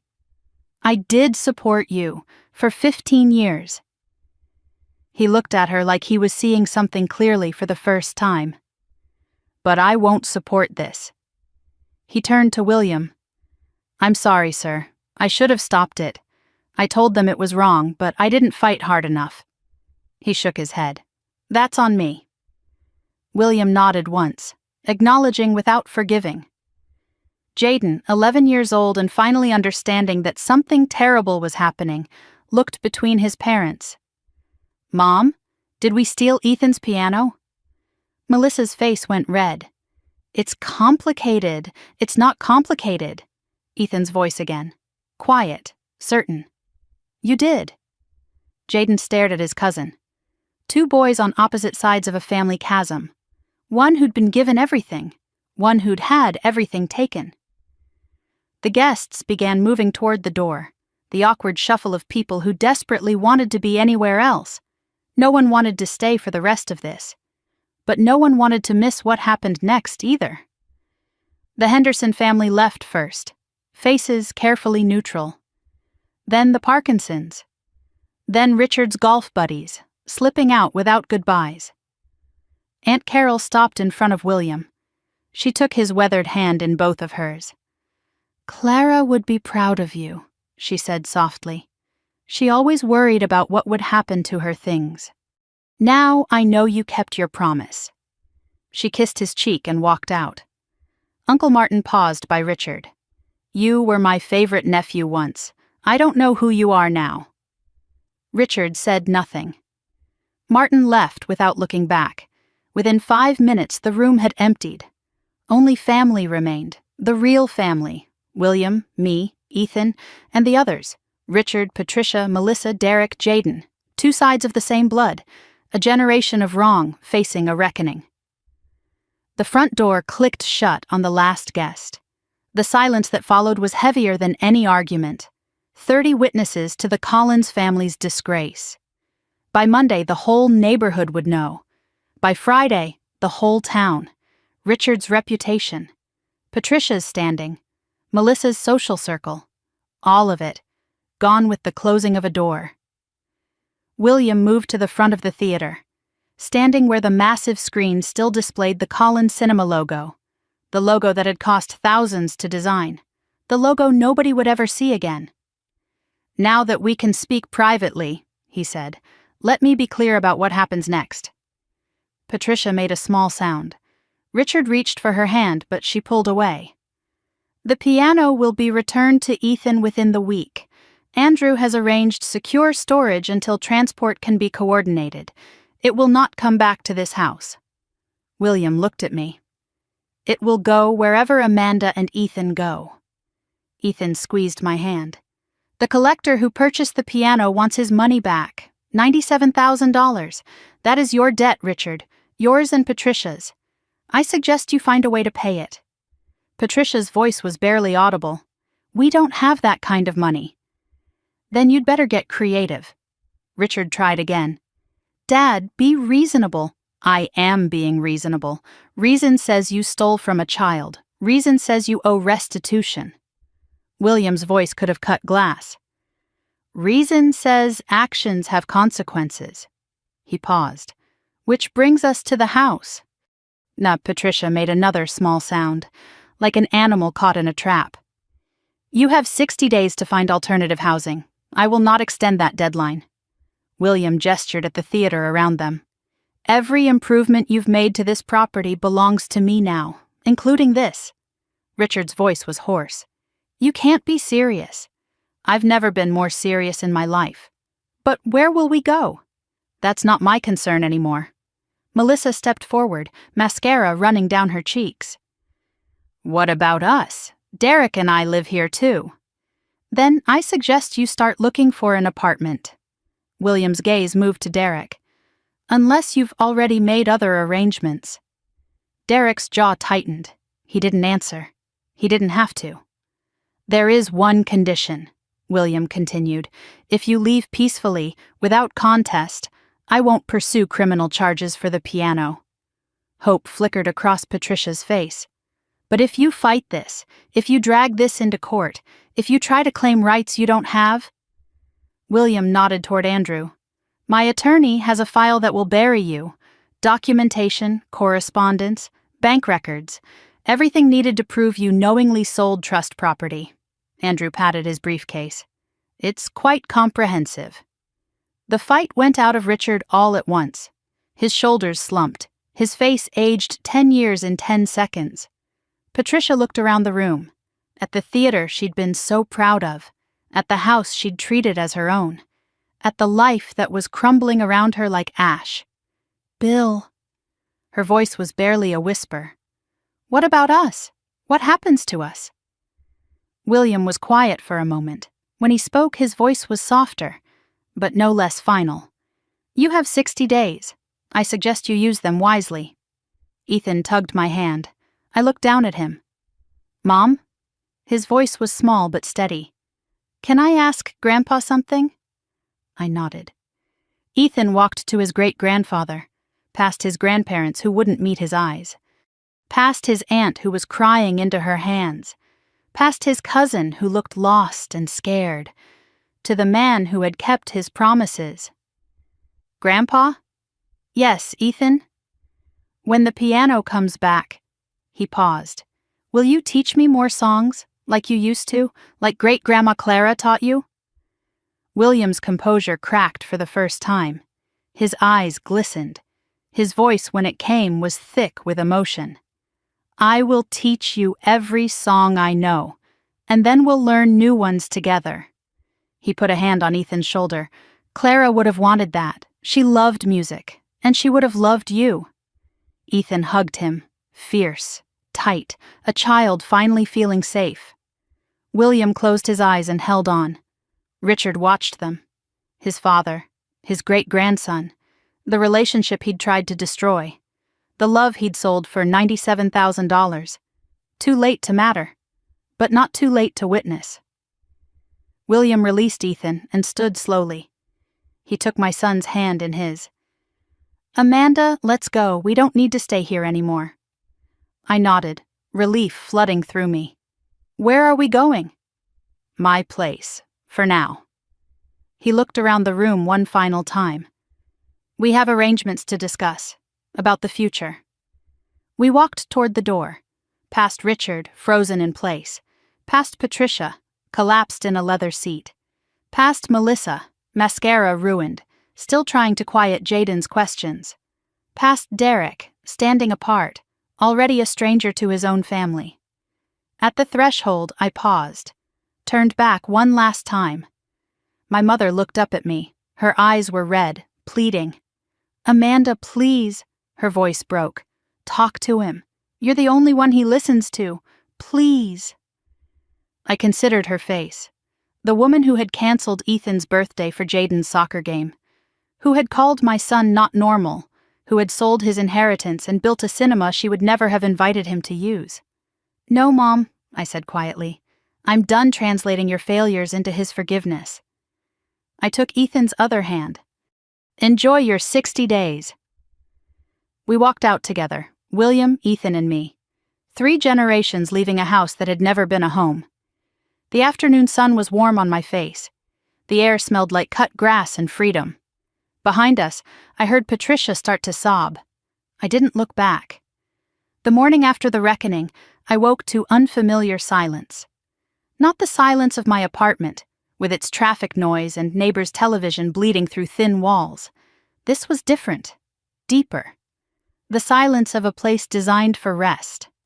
William had insisted we stay the night at his apartment in the senior community. "You're not going back to that apartment alone," he'd said. "Not tonight." I'd been too drained to argue. Ethan had fallen asleep in the car, and William had carried him to the guest room like he weighed nothing at all. I lay in bed staring at an unfamiliar ceiling. Photos of Clara lined the dresser. A quilt I remembered from childhood visits covered my legs. The smell of peppermint tea drifted from somewhere deeper in the apartment. William was already awake. I found him in the small kitchen, standing at the stove, making pancakes. He moved slowly but deliberately, the way he did everything now. Age had stolen his speed, but not his precision. "Ethan's still sleeping," he said without turning around. "Let him rest. Yesterday was a lot for a 9-year-old. I sat at the small table. "Yesterday was a lot for a 31-year-old too." He smiled. The first real smile I'd seen from him since this began. "Pancakes help," he said. "Clara always said so." We ate in comfortable silence. The kind of silence that doesn't need filling. The kind that exists between people who understand each other. When I finally checked my phone, I found 17 missed calls, 42 text messages, all from the same 3 numbers. Mom, Dad, Melissa. I didn't read a single one. I turned the phone face down and reached for more coffee. William noticed. "They're not going to stop." "I know. What are you going to do?" I took a long breath. Thought about 31 years of answering every call, responding to every summons, making myself available for every demand. "Nothing," I said. "For the first time in my life, absolutely nothing." William nodded approvingly. "That's my girl." Monday morning, I was back at my apartment with Ethan. The small space felt different now, not cramped, safe, a refuge that my parents couldn't reach. My phone rang around 10. Andrew Chen's number. "Ms. Collins, I wanted to update you on some developments."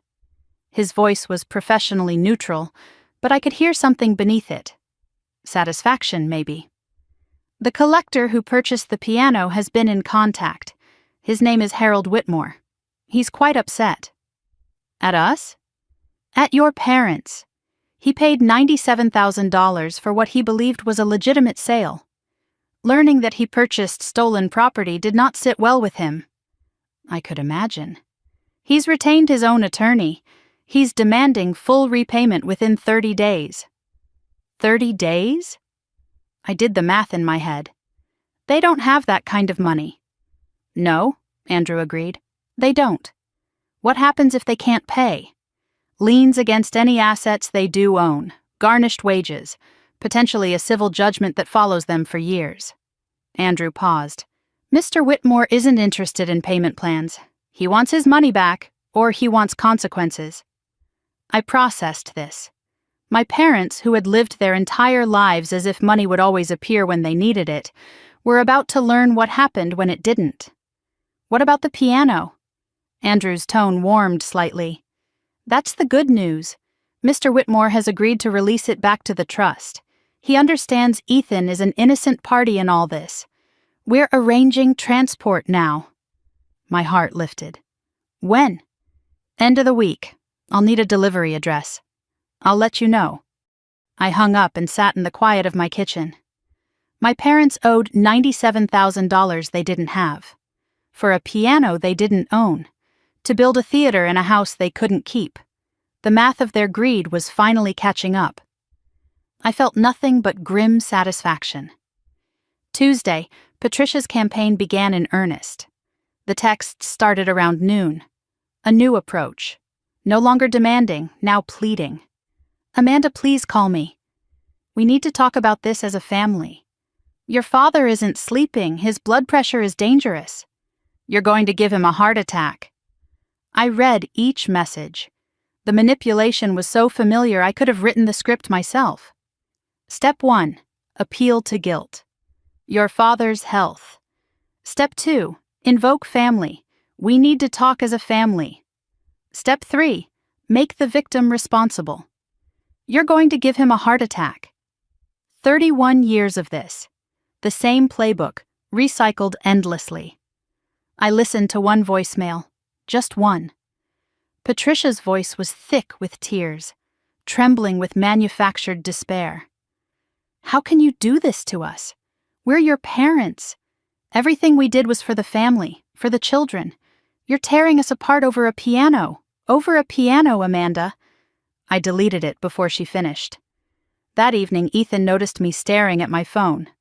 Mom, why do you keep looking at it like that? I set it down. Grandma's trying to talk to me. Are you going to answer? No. He thought about this for a moment, then nodded. Good. 9 years old and already wiser than I'd been at 30. I typed one message, the only one I would send. Do not contact me again. If you have legal matters to discuss, contact Andrew Chen. Then I blocked her number, and Richard's, and Melissa's. The silence that followed felt like breathing for the first time. That night, a knock at the door. My heart jumped. I looked through the peephole, already preparing for Patricia's face, but it wasn't her. Derek stood in the hallway. Alone, looking like he hadn't slept in days. Dark circles under his eyes, wrinkled shirt, and his wedding ring, I noticed, was conspicuously absent from his finger. I know I'm probably the last person you want to see, he said, but I need to talk to you. I hesitated, then opened the door. He sat on my second-hand couch like it might break beneath him. I want you to know I tried to stop them. His voice was tired, hollow. Not hard enough, obviously, but I tried. I know, you texted me. When they first talked about selling the piano, I said it was a terrible idea.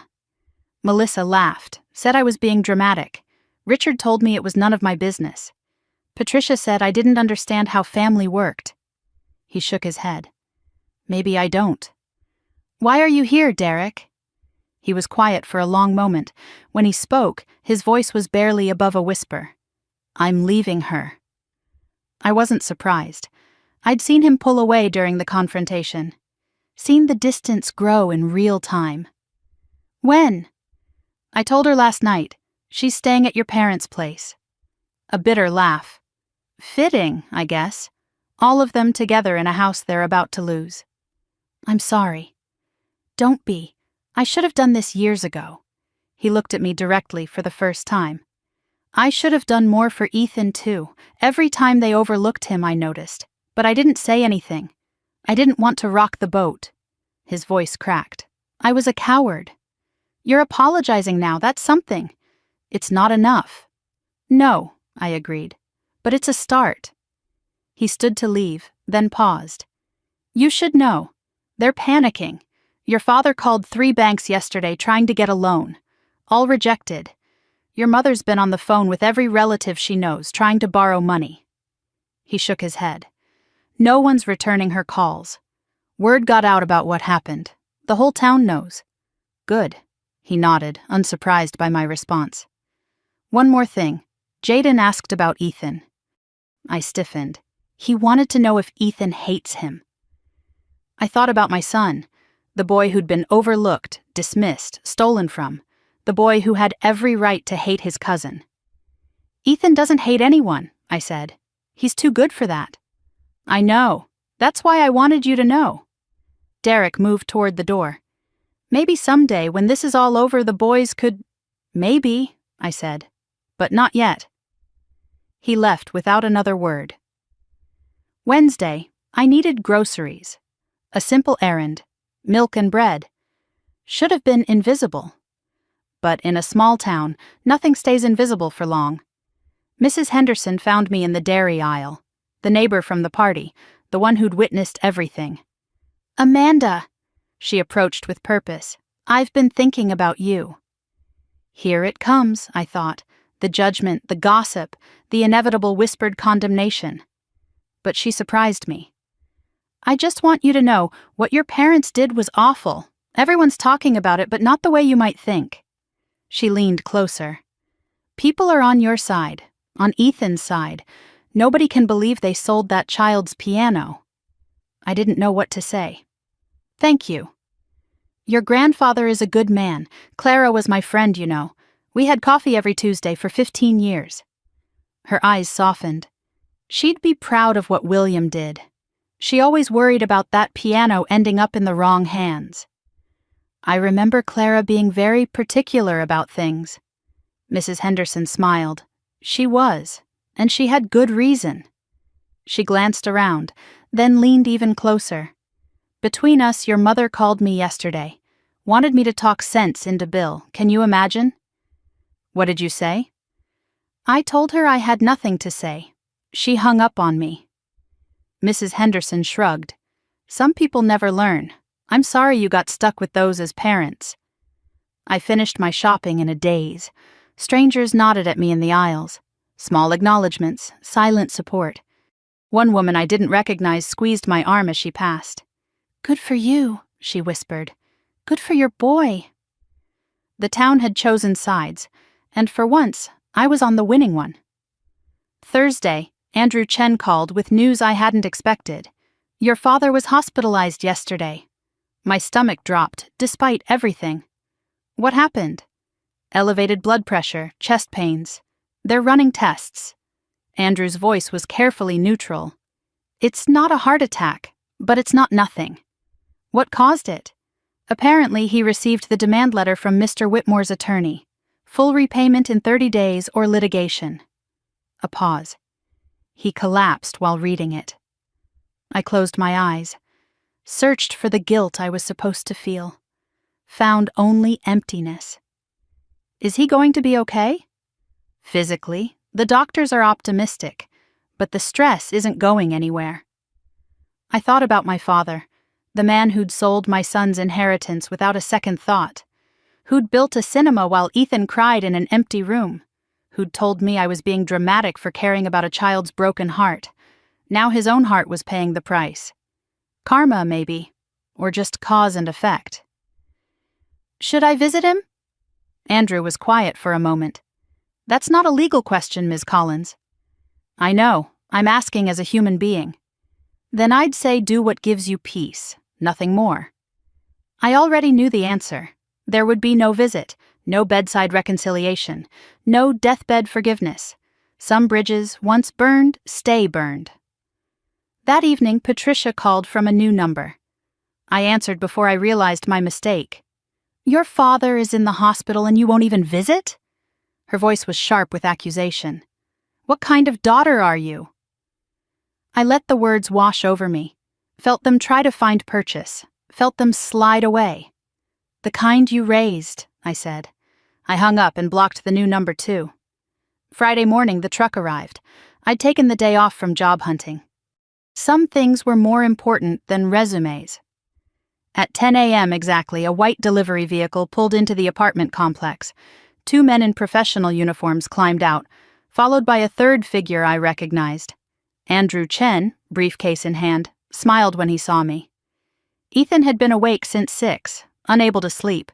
He'd stationed himself by the window watching for the truck. When it appeared, he didn't move, just stared, like he was afraid to believe it. The men worked carefully, professionally. A Bosendorfer Imperial Grand wasn't something you rushed. They used specialized equipment, padded blankets, precise movements. I watched my son's inheritance emerge from the truck, black lacquer gleaming in the morning sun. 131 years old and still beautiful. It barely fit in our apartment. The living room had to be completely rearranged. The second-hand couch shoved against a wall. The TV moved to a corner. Furniture I'd owned for years suddenly seemed like obstacles to be cleared, but when the piano finally settled into place, it looked like it had always belonged there, like the room had been waiting for it, like our whole apartment had been built around an empty space that was finally filled. Ethan approached slowly. He reached out and touched the fallboard, lifted it carefully to reveal the keys. 88 of them. Ivory and ebony. Perfect. Hi, he whispered to the piano. I missed you. My eyes burned. I didn't try to stop the tears. Andrew handed me an envelope. The trust documents, updated and fully executed. Ethan is the sole beneficiary until age 21. After that, it's his outright. He met my eyes. No one can touch it again. I clutched the envelope like a shield. Thank you, for everything. Andrew smiled. Thank your grandfather. He planned this for years. I just handled the paperwork. He left us alone, just Amanda and Ethan and the piano, the weight of everything that had happened, and the lightness of what was finally right. Ethan sat at the bench, adjusted the height, placed his hands on the keys. Mom, can I play Great-Grandma Clara's song? The one Grandpa taught me? Of course, baby. He took a breath and began to play. The Chopin nocturne filled our small apartment. Notes I'd heard 100 times before, but never like this, never in my own home, never with my son safe, never with justice done. As the music swelled, my phone lit up on the counter. A text from William. I heard the piano arrived. There's something else we need to discuss. The house, your future, Ethan's future. Come see me this weekend. Bring the boy. It's time to talk about what happens next. I looked at my son, lost in music, finally at peace. Whatever came next, we were ready. Saturday morning, I woke to the sound of piano, not a recording, not a memory, real music, filling our small apartment like sunlight through curtains. Ethan was already dressed, sitting at the Bosendorfer, playing scales with a concentration I hadn't seen in weeks. His small hands moved across the keys with growing confidence, and Clara's piano responded to every touch like it had been waiting for him. I lay in bed for a moment, just listening. This was real. This was ours. This was home. When I finally emerged, Ethan looked up with a smile that reached his eyes. I've been practicing, he said, for when Grandpa comes. William was arriving at noon. He'd called last night to confirm, said he was bringing something important, something he wanted us both to see. I cleaned the apartment even though it was already clean. Rearranged the couch cushions 3 times. Ethan watched me with amusement. Mom, why do you keep moving stuff? I want everything to be nice for Grandpa. He doesn't care about cushions. Ethan turned back to the keys. He cares about us.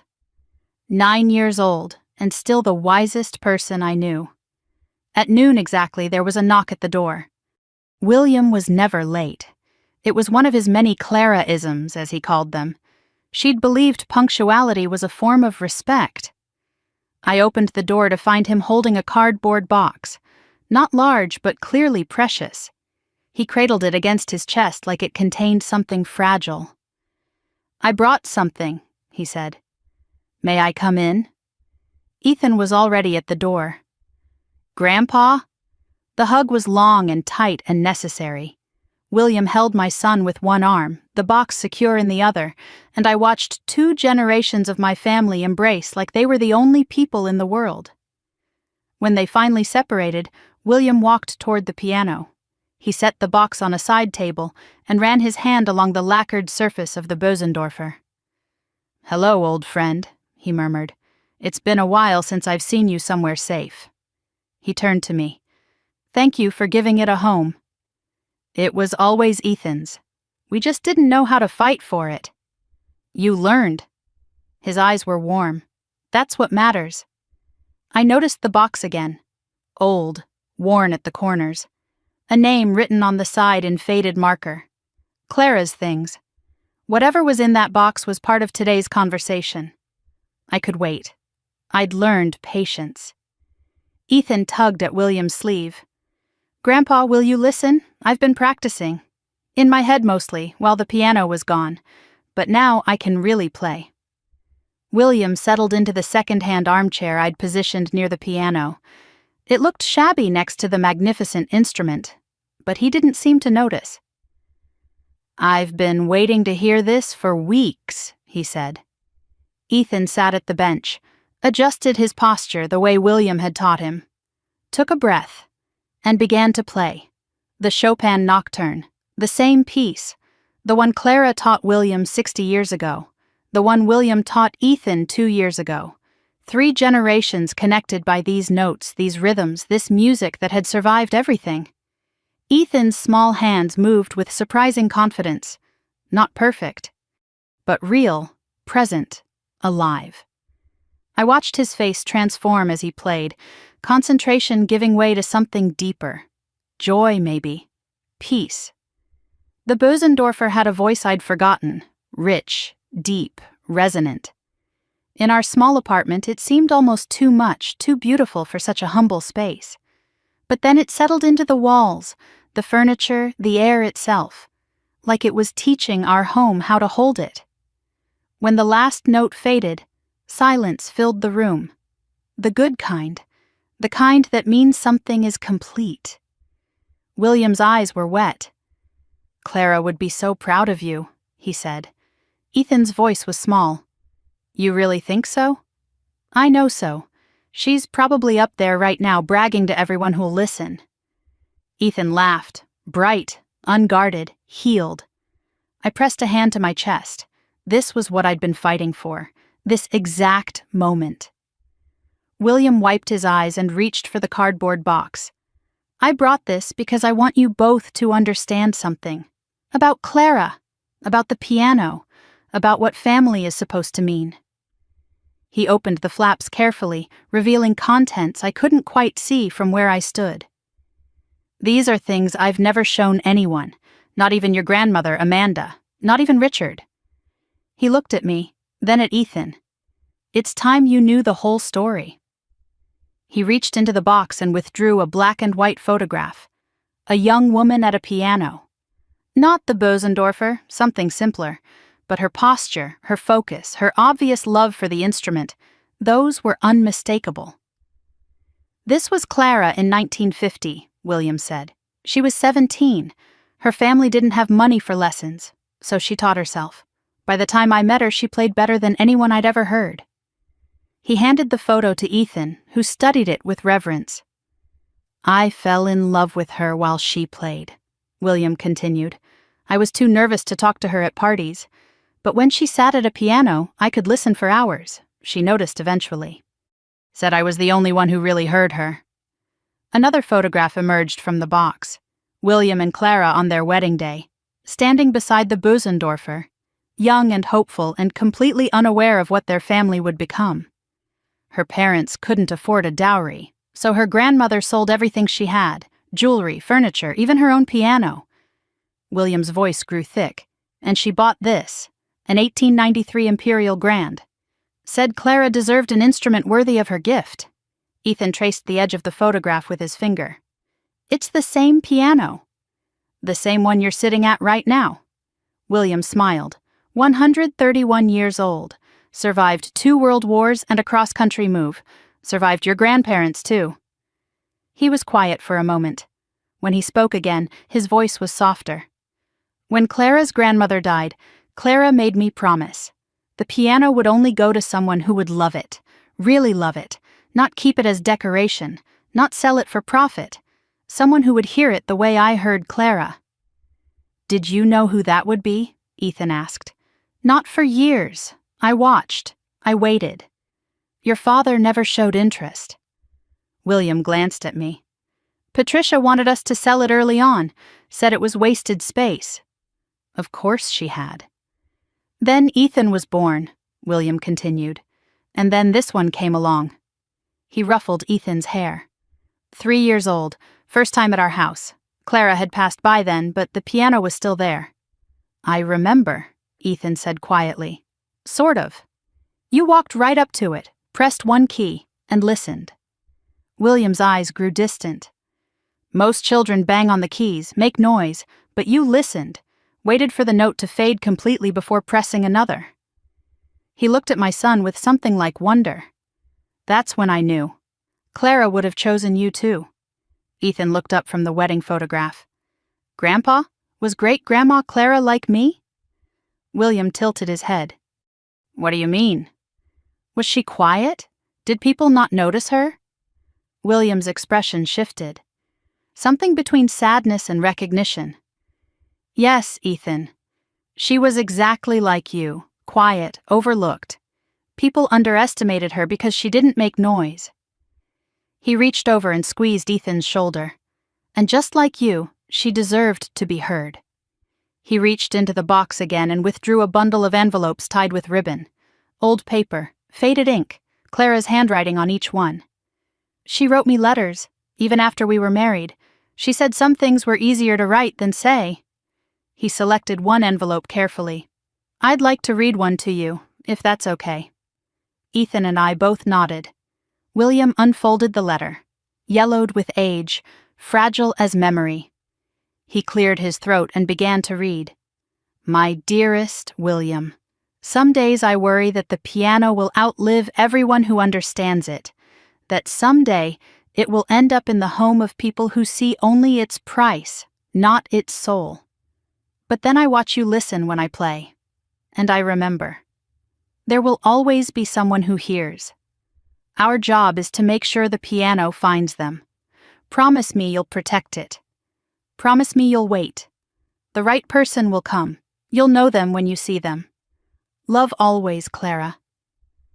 Silence filled the room. Ethan stared at the letter like it was holy. I wiped my eyes with the back of my hand. William folded the paper carefully and returned it to its envelope. She wrote that in 1992, he said. 15 years before you were born, Ethan. And she was right. I knew you the moment I saw you listen. Ethan's voice was barely a whisper. I promise I'll take care of it forever. I'll never let anyone take it again. William smiled, warm, real, at peace. I know you will, son. I know you will. He placed the letters back in the box, but his hand lingered inside. There was more. He withdrew a small velvet pouch, dark blue, worn smooth by years of handling. There's one more thing, something I've been saving for when the time was right. He opened the pouch and tipped its contents into his palm, a small photograph and a key. Not a modern key, antique, brass, ornate. Do you know what this is? He asked Ethan. Ethan leaned forward. Is it for the piano?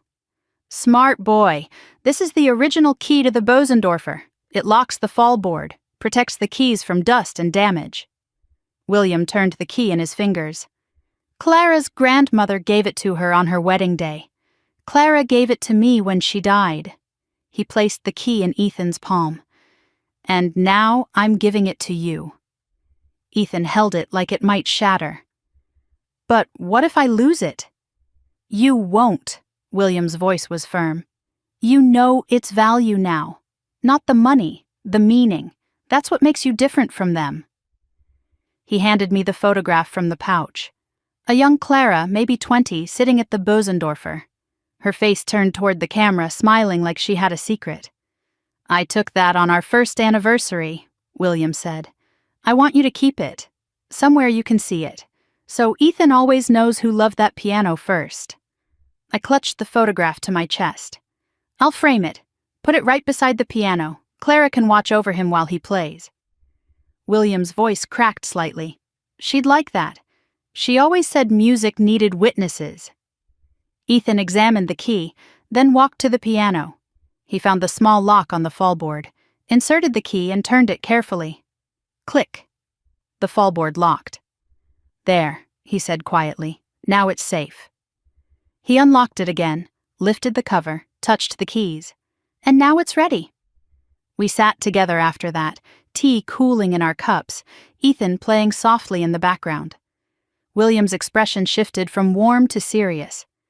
There's something else we need to discuss. About the future. I set down my cup.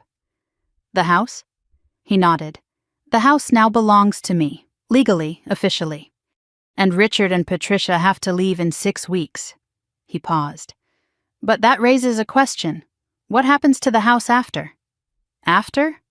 I'm 72, Amanda. Healthy but realistic. That house has been in my family for almost 50 years. Clara and I raised our children there. It holds memories, good and bad. He looked around my small apartment. I don't want it sold to strangers. I don't want it lost. What do you want to happen to it? He looked at me steadily. I want it to stay in the family, the real family. I want it protected the way the piano was protected, and I want you to be part of that protection. I felt the weight of what he was asking. Me? I'd like to put the house in a trust. Like I did with the piano, you would be the beneficiary, Ethan after you. It would be yours to live in, to care for, to pass on. He paused, but protected from certain people. From Richard, from Patricia, from anyone who might try to take it. I stood and walked to the window, looked out at the apartment complex parking lot. The view I'd had for 5 years, small cars, cracked asphalt, a dumpster that was never emptied on time. It was fine, it was safe, but it wasn't home. Behind me, Ethan's playing continued, Clara's nocturne, 3 generations of music in a room too small to hold it. If I accept, I said slowly, what happens to you? William smiled. I was hoping you'd ask. I'd like to come with you, if you'll have me. Live in the house I built with Clara. Watch my great-grandson play her piano. Spend whatever years I have left with the family that matters. My eyes burned. Of course we'll have you. This is what Ethan needs. This is what I need. A real family, in a real home. William stood and crossed to me, took my hands in his. Then it settled. Ethan's playing stopped. He turned on the bench. What settled? I looked at William. He nodded. How do you feel about moving? I asked my son. His eyes widened. Moving where? To Grandpa's house, all 3 of us, together. The smile that spread across Ethan's face was answer enough. When? He asked. 6 weeks, after your other grandparents leave. And Grandpa will live with us and teach me more songs? Every day, William said, as many as you can stand. I can stand a lot. William laughed, a real laugh, young-sounding despite his years. As he gathered his things to leave, he paused at the door. 6 more weeks, then everything changes. He looked at me. Can you hold on that long? I thought about everything we'd survived, the betrayal, the theft, the confrontation, the aftermath. We've held on this long, 6 weeks is nothing. He nodded, satisfied. Then his expression grew serious. Just remember, the hard part isn't over. Your parents won't leave quietly. They'll try everything to change my mind. Let them try. William studied my face. Whatever he saw there seemed to satisfy him. That's exactly what Clara would have said. He left, and Ethan returned to the piano. I stood at the window watching William's car pull away. Behind me, Clara's nocturne began again. The music that had survived everything. The music that would survive everything still to come. 6 more weeks. And then, finally, home. Day 60. I woke before the alarm, before the sun, before anything in the world had permission to move. My first thought was today. My second thought was finally. I lay in bed listening to the sounds of my apartment for the last time. The hum of the old refrigerator, traffic noise from the street below, a neighbor's television bleeding through thin walls. Sounds I wouldn't miss, but sounds I would remember. The apartment had transformed over the past week. Boxes stacked against every wall, second-hand furniture donated or sold. Only essentials remained. Mattresses on the floor, the coffee pot, Ethan's backpack by the door, and the piano. Wrapped in protective blankets, waiting for the movers who would come tomorrow. Today was just about us. About walking into a house that was finally ours. Ethan appeared in my doorway, already dressed. His good shirt, clean pants, hair combed without being asked. "Today's the day," he said. "Today's the day." He looked around the bare apartment. "Are you sad to leave?" I considered the question. 5 years in this space. 5 years of making do. 5 years of telling myself it was enough. "No," I said. "But it feels strange. This was where we lived for a long time." "It was where we lived," Ethan corrected gently. "Home is different." I smiled. "When did you get so smart?" "Grandpa says wisdom skips a generation," he grinned. I think he was insulting someone, but I'm not sure who. My phone buzzed. Andrew Chen's name on the screen. "The property is clear," he said when I answered. "They vacated last night." My heart hammered. "Any issues?" "A few. Nothing that changes your timeline. They tried to take some items that weren't theirs. Furniture William bought decades ago. Appliances that came with the house. We had to clarify ownership." "How did they take that?" "About as well as you'd expect." Patricia argued, cried, threatened. Your father went silent. Melissa and Derek loaded a separate truck. He paused. "They weren't speaking to each other, or to your parents." The family had fractured completely. I felt nothing. "Where did they go?" "Your parents found a 2-bedroom rental across town. First and last month's rent came from your father's retirement account. It was the only money they could access." Another pause. "Melissa and Derek are in separate apartments. The divorce was filed last week." I absorbed this. The empire my parents had built on borrowed foundations collapsed in 60 days. "What condition is the house in?" "Livable, but not pristine. They weren't gentle. Some holes in the walls where they removed fixtures, scuff marks."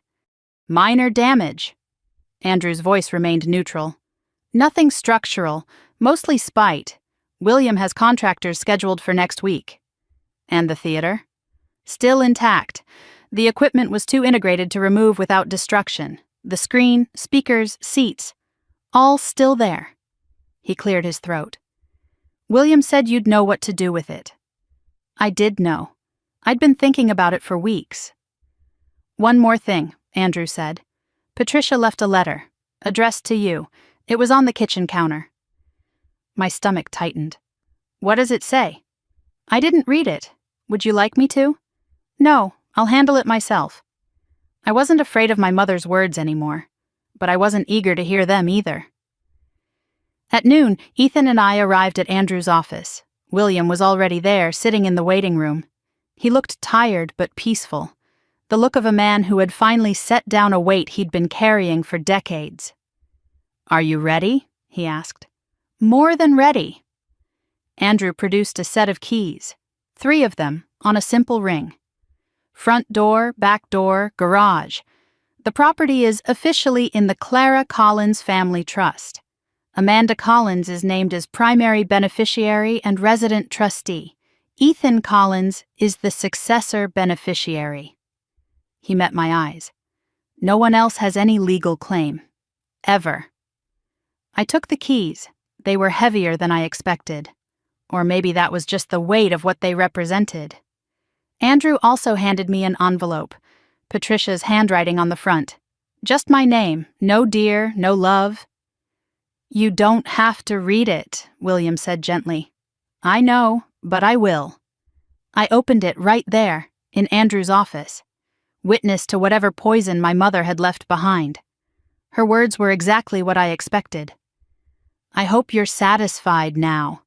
You've destroyed this family over a piano. Your father's health is ruined. I can't sleep. Melissa won't speak to us. Everything we built, 40 years of family, gone. And for what? So you could feel important for once? You were always jealous of Melissa, always resentful. Now everyone can see it. I don't know how you live with yourself. But I suppose that's your problem now. No signature. No love, Mom. Just bitterness, preserved on paper. I read it twice, then folded it carefully and returned it to the envelope. Well? William asked. She still doesn't understand. She never will. That's not my responsibility anymore. I handed the letter to Andrew. File this, for the record. Proof of who she really is if anyone ever needs it. Ethan had been watching silently. Mom, what did Grandma say? I knelt to his level. She said goodbye, in her own way. Was it mean? It was honest, for the first time, maybe ever. He thought about this. That's something, I guess. That's exactly right. The drive to the house felt different than all the times before. I wasn't visiting, wasn't seeking approval, wasn't bracing myself for disappointment. I was coming home. The neighborhood looked the same, neat lawns, mature trees, quiet streets where children used to play. But everything felt different. Because I was different. We pulled into the driveway. The house looked smaller than I remembered, or maybe I'd just grown.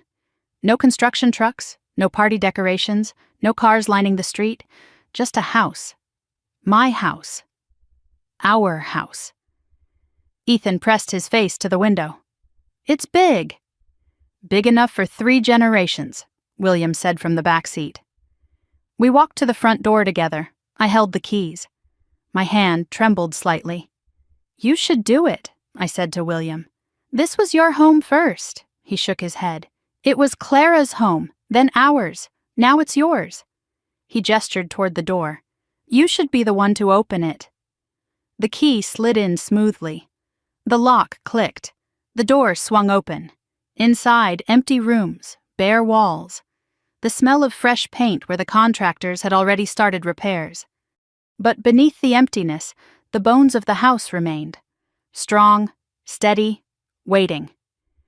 Ethan rushed past us, exploring like a scout in new territory. This one can be my room. Look at the backyard. Where's the music room going to be? His voice echoed in the empty spaces. Not lonely echoes, excited ones. I walked slowly through the house, past the kitchen where my mother had ruled, past the living room where I'd never felt welcome, past the hallway with family photos that had never included Ethan. I stopped at the door to the home theater. It was closed. I put my hand on the knob but didn't turn it. What are you going to do with it? William asked from behind me. I have an idea, but I want Ethan to decide. I turned to face him. It was his piano that paid for it. His choice what happens next. Ethan appeared at my side, drawn by the conversation. There's something I want to show you, I said. Something we need to talk about. I opened the door. The home theater was exactly as I remembered. Leather seats in deep burgundy, massive screen covering the far wall, fiber optic stars twinkling overhead. The Collins Cinema banner still hanging, though someone had torn one corner. $97,000 of stolen inheritance. Made physical, made permanent, made ours. Ethan stepped inside slowly. His excitement faded into something more complex. This is what they built, he said quietly, with my piano money. Yes, it's really nice. No anger in his voice, just observation. It is, very nice. What are we going to do with it? I sat down on one of the leather seats, invited him to sit beside me. We have options, I said. We could keep it, watch movies together, we could tear it out, make it something else entirely, we could leave it empty, pretend it doesn't exist. Ethan considered each option carefully. Or we could transform it. Into what? The piano needs a proper room, somewhere with good acoustics. Climate control, space to practice and perform. I gestured at the acoustic panels, the soundproofing, the carefully designed space. What if we turned this into a music room? Keep the good parts, replace the screen with windows, make it Clara's room. Ethan's eyes widened. We could do that? We can do anything we want. It's our house now. He stood and walked to the center of the room, turned in a slow circle, seeing it differently. Not as a monument to theft, as raw material for something better. I want that, he said finally. Clara's room. I want to play piano where the screen used to be. I want everyone who comes here to know what really matters. William watched from the doorway, eyes glistening. Clara would love this, he said softly. Every bit of it. Her piano in a room built to silence her, turned into a room that amplifies her legacy. That's poetry, I said. That's justice. My phone rang. An unfamiliar number. Normally I would have ignored it, but something made me answer. Ms. Collins, this is Margaret Thornton from the Regional Youth Orchestra. My breath caught. Ethan had auditioned 2 weeks ago. A video submission, him playing the Chopin Nocturne on Clara's piano in our small apartment. I'd almost forgotten in the chaos of moving. I'm calling to let you know that Ethan has been accepted. The words didn't register at first. His audition was exceptional.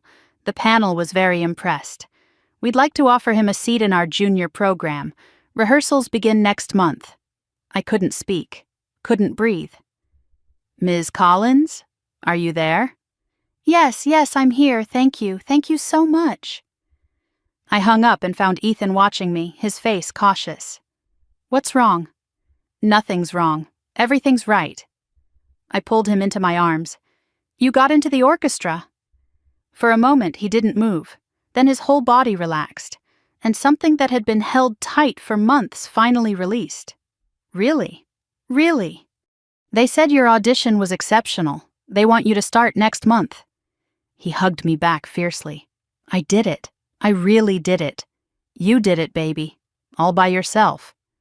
William appeared in the doorway, drawn by the commotion. What's all this? Ethan got into the youth orchestra. His face split into the widest smile I'd ever seen.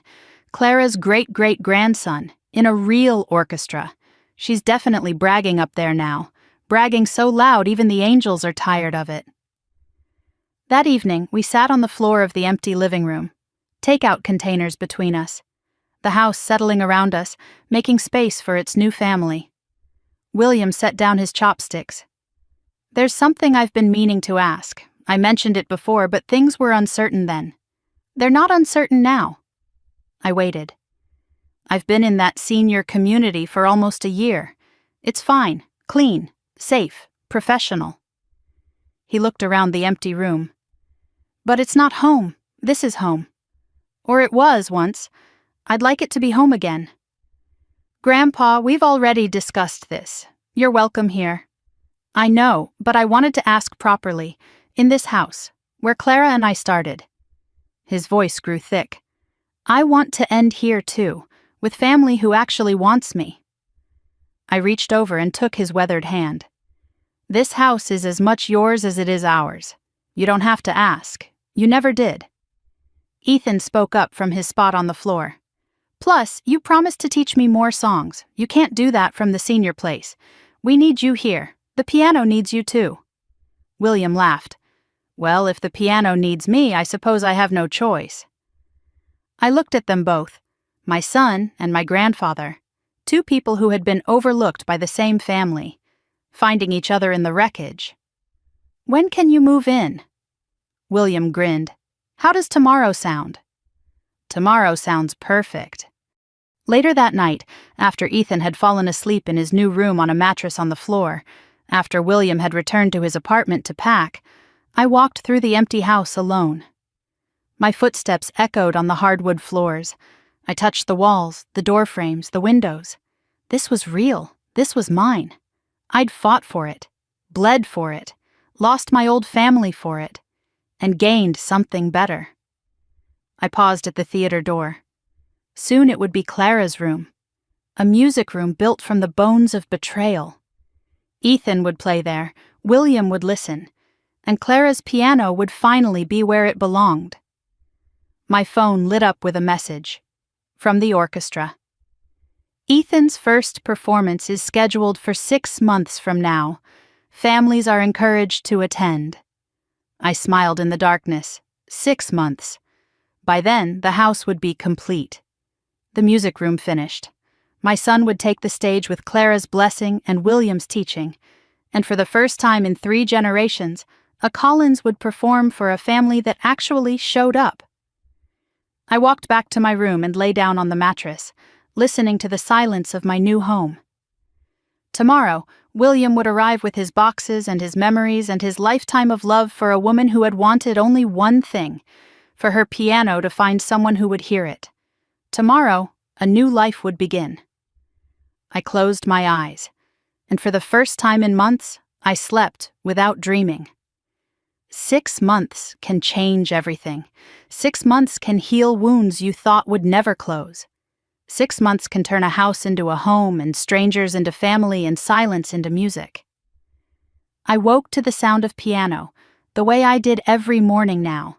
Not practicing scales, not exercises, real music. Chopin's Nocturne floating up the stairs like it had been doing for generations, like Clara herself was playing somewhere just out of sight. But it wasn't Clara. It was Ethan, my son. 10 years old now, his birthday celebrated last month with a small party in our backyard. Just William, a few friends from school, and a cake shaped like piano keys. No relatives from my side, no awkward silences. No one looking through him like he wasn't there. It was perfect. I got out of bed and walked to the window. The backyard looked different now. William had planted a garden where the construction debris used to pile up, tomatoes, peppers, herbs Clara used to grow. He said it helped him feel close to her. The music room was visible from here, too, where the home theater used to be. We'd torn out the massive screen and replaced it with floor-to-ceiling windows that flooded the space with natural light. The leather seats were donated to a community center. The fiber optic stars dismantled and discarded. In their place stood Clara's piano, the Bosendorfer, 131 years old, and more beautiful than ever. Today was the day.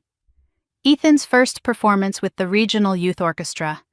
6 months of rehearsals, 6 months of preparation, 6 months of watching my son transform from a quiet boy who made himself small into a young musician who took up exactly as much space as he deserved. I found William in the kitchen, already dressed in his best suit. The same charcoal gray he'd worn to the confrontation. The same one he'd worn to Clara's funeral. He said it was his lucky suit now. "Nervous?" I asked. He smiled. "Terrified. You?" "Same." We laughed together. The easy laugh of people who had survived something and come out stronger on the other side. Ethan appeared in the doorway, his formal concert attire making him look older than 10. White shirt, black pants, polished shoes, his hair combed carefully, the way William had taught him. "I'm ready," he said. William stood and crossed to him, adjusted his collar, straightened his shoulders. "Clara would be so proud of you," he said. "I'm so proud of you." "What if I mess up?" "Then you'll keep playing. That's what musicians do. The music doesn't stop for mistakes. It carries them forward and makes them part of the story." Ethan nodded slowly. "Grandpa, will you sit in the front row?" "I wouldn't sit anywhere else." The concert hall was larger than I expected. Rows of velvet seats stretching back into shadow. A stage lit with warm spotlights. The smell of polished wood and anticipation. Families filled the seats around us. Parents with cameras, grandparents with programs clutched in nervous hands, siblings squirming with boredom they'd regret later when they understood what they were witnessing. William and I sat in the front row, exactly as promised. 2 seats on the aisle, reserved for family. I noticed a familiar face a few rows back, Andrew Chen, in a suit slightly less formal than usual. He caught my eye and nodded. A small gesture, an acknowledgement. He'd come to watch. The lawyer who had made all of this possible. The man who had turned William's careful planning into legal reality. He was here to see the result. "I didn't know Andrew was coming," I whispered to William. "I invited him." William's voice was thick. He should see what he helped create. The lights dimmed. The audience hushed. A woman in a black dress walked onto the stage and welcomed everyone to the Regional Youth Orchestra's spring concert. I barely heard her words. My eyes were fixed on the wings of the stage, where I could just make out the young musicians waiting for their cue. And then they walked out. 23 children between the ages of 8 and 14, violins and cellos and flutes and clarinets. And there, walking to the grand piano at the center of the stage, was Ethan, my son. My heart stopped beating, or maybe it beat so fast I couldn't feel the individual pulses anymore. He sat at the bench, adjusted the height, placed his hands in his lap, looked out at the audience with an expression I'd never seen before. Confidence. Real confidence. Not the performance of it, the thing itself. The conductor raised her baton. The music began. Ethan's solo came in the third piece. An arrangement of Chopin's Nocturne, the same piece Clara had taught William, the same piece William had taught Ethan. The piece that had traveled through 4 generations of our family like a river finding its way to the sea. When his fingers touched the keys, I stopped breathing. The notes filled the concert hall, rich and deep and resonant. The same notes I'd heard 1,000 times in our living room, in our small apartment, in my parents' house before everything fell apart. But different now, amplified by the space, witnessed by hundreds of strangers who had no idea what this music meant. Beside me, William wept silently, tears streaming down his weathered face. His hand found mine and squeezed. I wept too, couldn't help it, didn't try to stop it. This was my son. The boy who had learned to be small.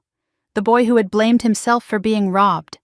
The boy who had whispered, "Did Grandpa change his mind in an empty room where his piano used to be?" That boy was gone. In his place sat a young musician, playing his great-great-grandmother's piece on a stage in front of people who had actually shown up, playing with confidence and joy and the absolute certainty that he belonged there. When the piece ended, the applause was immediate, enthusiastic, real. Ethan stood and bowed. His eyes found us in the front row, found William still crying, found me still crying.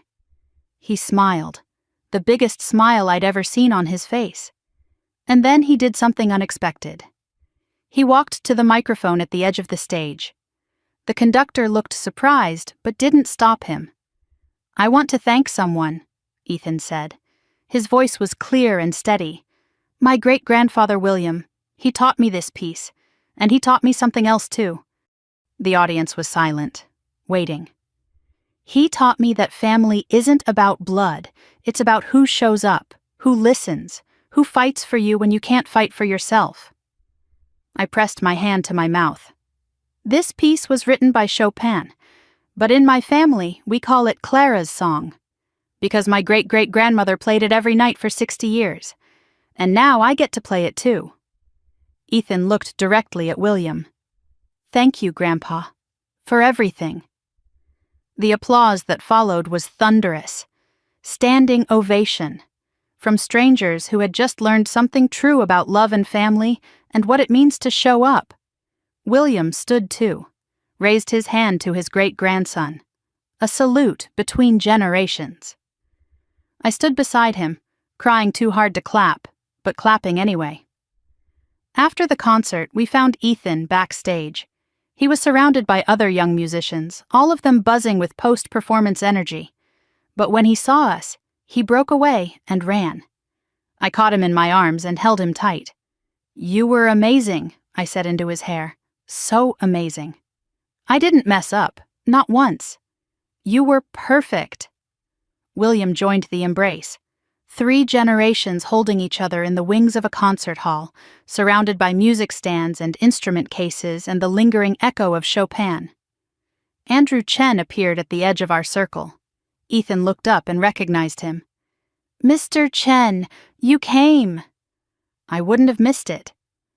Andrew's usual professional reserve had cracked slightly. He looked almost moved. "That was beautiful, Ethan. Truly. Thank you for helping get my piano back."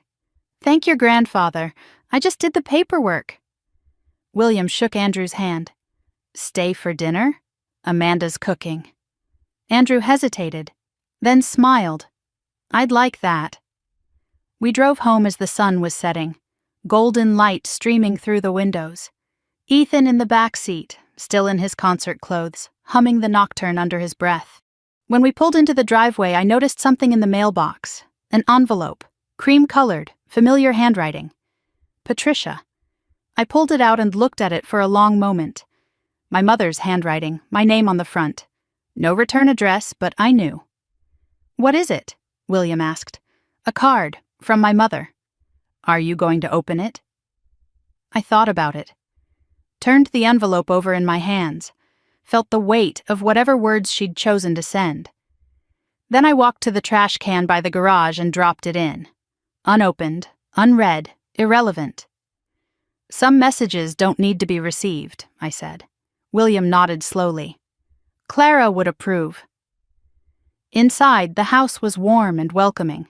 The smell of the meal I'd prepared earlier, keeping warm in the oven. Flowers on the table, photos on the walls, photos of Ethan at his recitals, photos of William and Clara on their wedding day, photos of a family that had chosen each other. We ate together. Amanda, Ethan, William, and Andrew Chen. An unlikely group bound by circumstance and choice, and the belief that justice sometimes actually arrives. After dinner, Ethan asked to be excused. He walked to the music room, to Clara's room, and sat at the piano. The evening light streamed through the floor-to-ceiling windows. It caught the black lacquer of the Bösendorfer and made it glow. He began to play. Not the nocturne, something new. Something I didn't recognize. "What is that?" I asked William. His eyes were soft. "Something he's been working on, his own composition." "He wrote it?" "Clara started composing when she was about his age, too." I stood in the doorway of the music room, watching my son create something that had never existed before. His small hands moving across the keys with confidence and purpose, his face calm, present, whole. Andrew came to stand beside me. "You did a good thing," he said quietly, "fighting for him." "I should have done it sooner. You did it when it mattered. That's what counts." William joined us. 3 adults watching a child play piano in a room built from the wreckage of Betrayal. A room that had been designed to silence and suppress, transformed into a space for creation and joy. "What happens now?" I asked. William smiled. "Now we live. That's all any of us can do. Live and love and show up for the people who matter." Ethan's composition swelled and softened and found its ending. He lifted his hands from the keys and turned to look at us. "Mom, can I invite my friends to hear me play sometime? Like here, in Clara's room?" I thought about all the times he'd asked permission just to exist. All the times he'd made himself small to avoid causing trouble. All the times he'd assumed his needs were less important than everyone else's comfort. "You can invite anyone you want," I said. "You can invite the whole world if you want." He smiled. That bright, unguarded smile I'd seen for the first time at the concert. "Maybe not the whole world, but maybe a few people." "That sounds perfect." The sun finished setting. The music room glowed with the last light of the day. And somewhere, I was certain, Clara was listening. I walked into the room and sat beside my son on the piano bench. William lowered himself into the chair we'd placed near the window, the chair where he sat every evening to listen. "Play me something," I said to Ethan. "What do you want to hear?" "Anything, everything, whatever you want to play." His fingers found the keys again. A new melody, something soft and hopeful and entirely his own. I closed my eyes and listened. This was what I'd been fighting for. Not the piano, though the piano mattered. Not the house, though the house was finally home. Not even justice, though justice had been served. I'd been fighting for this moment. For my son to play without fear. For my grandfather to listen without grief. For a family that showed up, that listened, that fought for each other when it mattered. Some people never understand what family is supposed to mean. My parents never did. They saw family as ownership, as obligation, as a hierarchy of importance with themselves at the top. But family is something else entirely. Family is choice. Family is presence. Family is the people who sit in the front row and cry when you succeed. The music faded. Ethan looked up at me. "Mom, are you happy?" I put my arm around him and pulled him close. Happier than I've ever been. He leaned into me, warm and solid and real. Me too. Outside the windows, stars were beginning to appear. The same stars Clara had watched through this same window decades ago. The same stars that had witnessed everything our family had been through. They would witness everything still to come. Sometimes justice doesn't arrive on its own. Sometimes you have to stand up and demand it. Sometimes you have to fight for the people who can't fight for themselves, even when the people you're fighting against are your own blood. I fought for my son. My grandfather fought for his great-grandson. And together, we built something new from the ashes of something broken. So, what do you think? Did my grandfather go too far when he took back the house? Or did my parents get exactly what they deserved? I'd love to hear your thoughts in the comments. And if this story meant something to you, if you've ever had to fight for someone you love, if you've ever had to choose between keeping the peace and doing what's right, I hope you'll like this video and subscribe to our channel. Because there are more stories like this one. Stories about family and betrayal, and the kind of justice that doesn't come from courts, but from the people who refuse to stay silent. Thank you for listening. Thank you for being here. And remember, the people who truly love you will always show up. The rest are just strangers who happen to share your blood. This story is fictionalized for dramatic effect.